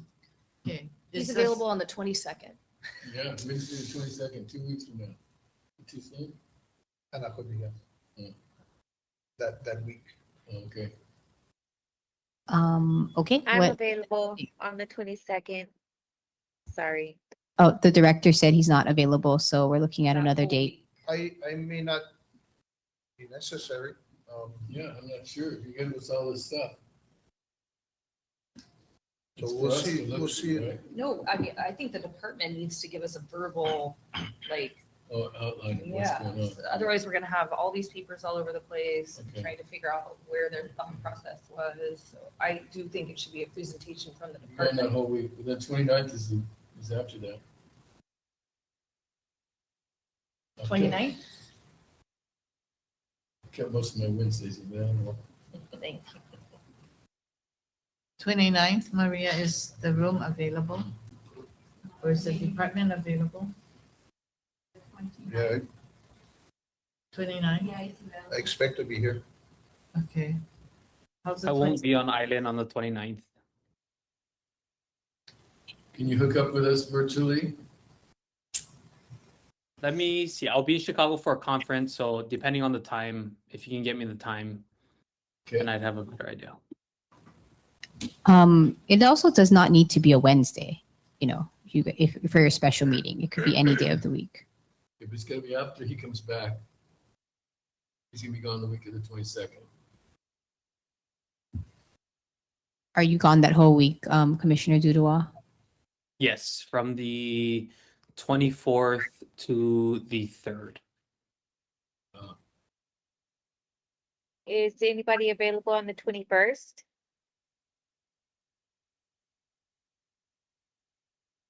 Director's gone that whole week. Yeah, that whole week. Yeah. How about the 4th? August 4th. No, that's the adjudication. Oh. I'm sorry. No. Yeah, the 4th is open. Palua gets back on the 3rd. Good for me. 4th is good for me. The 4th works for me. I expect to be here that day. 4th. Okay, is the room available on the 4th? Yes. Okay, At 9 a.m. Is that what time everybody's thinking? yeah. I'm not sure. I gotta check something.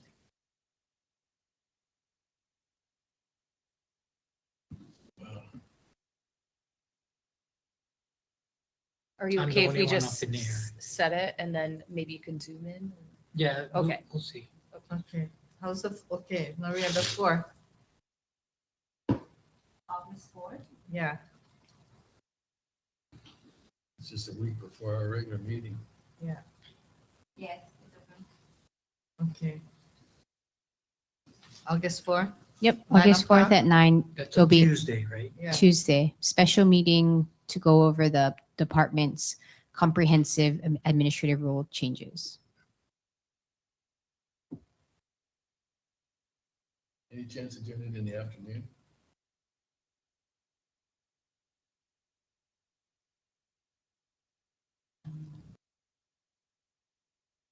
I'm not available that afternoon. I'll just ditch my job. I have. I might as well just retire now. I'll be homeless. Commissioner Misaki is asking about the 5th, if that's a better day for everybody. Let's see. This is better for me. I'm available on the 5th. This is good for me. Everybody else? 5th?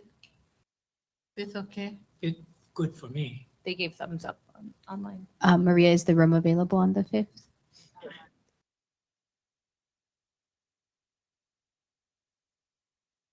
Oh, I may not be available on the 5th. Oh. I have another hearing. Okay, Okay. Back to the 4th. back to the 4th. Okay, does the 4th still work for everybody? Or Commissioner Misaki and Commissioner Oh, I'm not Woodford? sure. I gotta check on something. Okay, Okay, yep, hard to So- schedule. okay, so the 4th 10 then, people. for the 4th. 4th. How about if we just do an all-day meeting on our next Wednesday, the day we're supposed to have our meeting, the 8th? That's up to you guys. I We mean, have a meeting on the 12th. Is it the 12th or the 8th? The you have 12th. the next meeting's on August 12th. 12th. Yeah, the I 12th. I personally would like to do it separate and just focus on Okay. the rule change. And hopefully that gives them plenty of time Yeah. and, but, maybe Carrie and I can put these proposed rule changes in it and then it's not going to be any issue. That would be great. Okay. All right. And we'll delete sanitation. There's just, all the things we've already just put in there. 4th it is. Okay, 4th at 9 a.m. Okay, August 4th.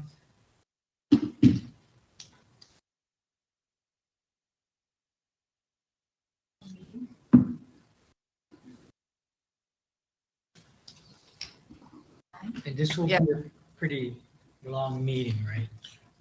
Probably More the than same like 3 3 hours. Well, yeah, I this mean- thing is pretty. Is there an updated draft with the recent rule changes that, we did with Chair Patel so that we're looking at a current draft? I don't know that it's updated to that extent at this point. I gotta find The out. the one I have gotta is meet with September Vicky. 2025. If it could be and circulated via email, that way we're looking at the most current version with the ones that are actually change, not the three new proposal ones. I'll find out. Okay, that'd be great. Yeah, Because in that way, like, we're looking at the the real most truth. up-to-date version. I've gotten rid of my draft already. Okay, so we got pretty far today. So we're done with, wait, now where are we? 3. So number 3. Okay, that one it's a work in progress. Yeah. Transitioning the liquor license application to an online platform. We're getting there. Okay. Hope I'm And alive when D, it the adjudication boards hearing what the review and discussion of the adjudication board hearing. So these are all the results of their hearing, right? Yes. And the thing I noticed was it's all minor stuff. It's all minors being served. And they give an extra, you get a state thing too. You get the liquor department for not checking the ID, then serving, and then there's a state SC, whatever it is. The HRS. yeah. HRS one. Section, yeah. But the adjudication board usually drops that HRS thing as far as any kind of punishment. Usually count 1 and count 3 are similar in The nature. other's that's really why. totally similar. So that's why. Yeah. Why do they even have that count 3? So you didn't mean minor, you meant underage, right? Because they're all major. That's as Yeah. major as it gets, yes. Right, right. Underage. So they're underage. See, the third one being there, it gives them an option for the ones that are, actually JD, Kim brought up a good point at the last meeting, that third count, for cases that are, repeat offenders. or a more heinous type of a violation, gives them that leverage to Push it up incorporate there to that level. suspension or things like that. Okay. Good. So If the kid was dancing on a table or something. Or if they asked them if they're 21 and they said no and you served them anyway. Yeah. I've often wondered about these kind of violations because a lot of times the business owner is at stake. So I'm wondering, what if it's just a bad employee? Why don't they be fined instead of the business? Because then it makes an employee think about what they're doing. See, typically that does happen at that level. The department, because we don't regulate individuals, we regulate the industry, the business itself. So every employee is an extension of the licensee. But a lot of times, and normally, the employee is then whatever penalty is from the employee. I'm wondering Employer. if an employer can make all their employees sign a document that says, if I violate that, I pay the fine. That might help with Most employees couldn't with them afford the fine. violating these things. I would A lot of times recommend it's they, the employee, right? I would recommend they seek legal counsel, something like that. But I mean, a lot of times it's the employee putting the employer. Well, at risk. 98% of the time, because more than likely the licensee isn't even there. So I'm noticing a lot of, especially grocery stores, you go and buy liquor, you have to give them your license and they put it in the register so that guarantee they don't make a mistake. Then the employee cannot be blamed. Although in this last meeting, one of the sales was made by the licensee. But that's rare. Very interesting. Okay, any other discussion about this? About the adjudication board's decisions, their hearing? Okay, so we're getting down to the end. General communications, none. Announcement, next meeting, Wednesday, August 12th, 9 o'clock. Special meeting. Special meeting August Oh, 4th. oh yeah, sorry. Next meeting, our special meeting, August 4th, 9 o'clock. And the next regular And the next meeting- regular meeting is August 12th, 2026 at 9 o'clock. So the time now is 12:54 and meeting adjourned. Thank you. Woo, good job. Thank you, everybody. guys. Everyone.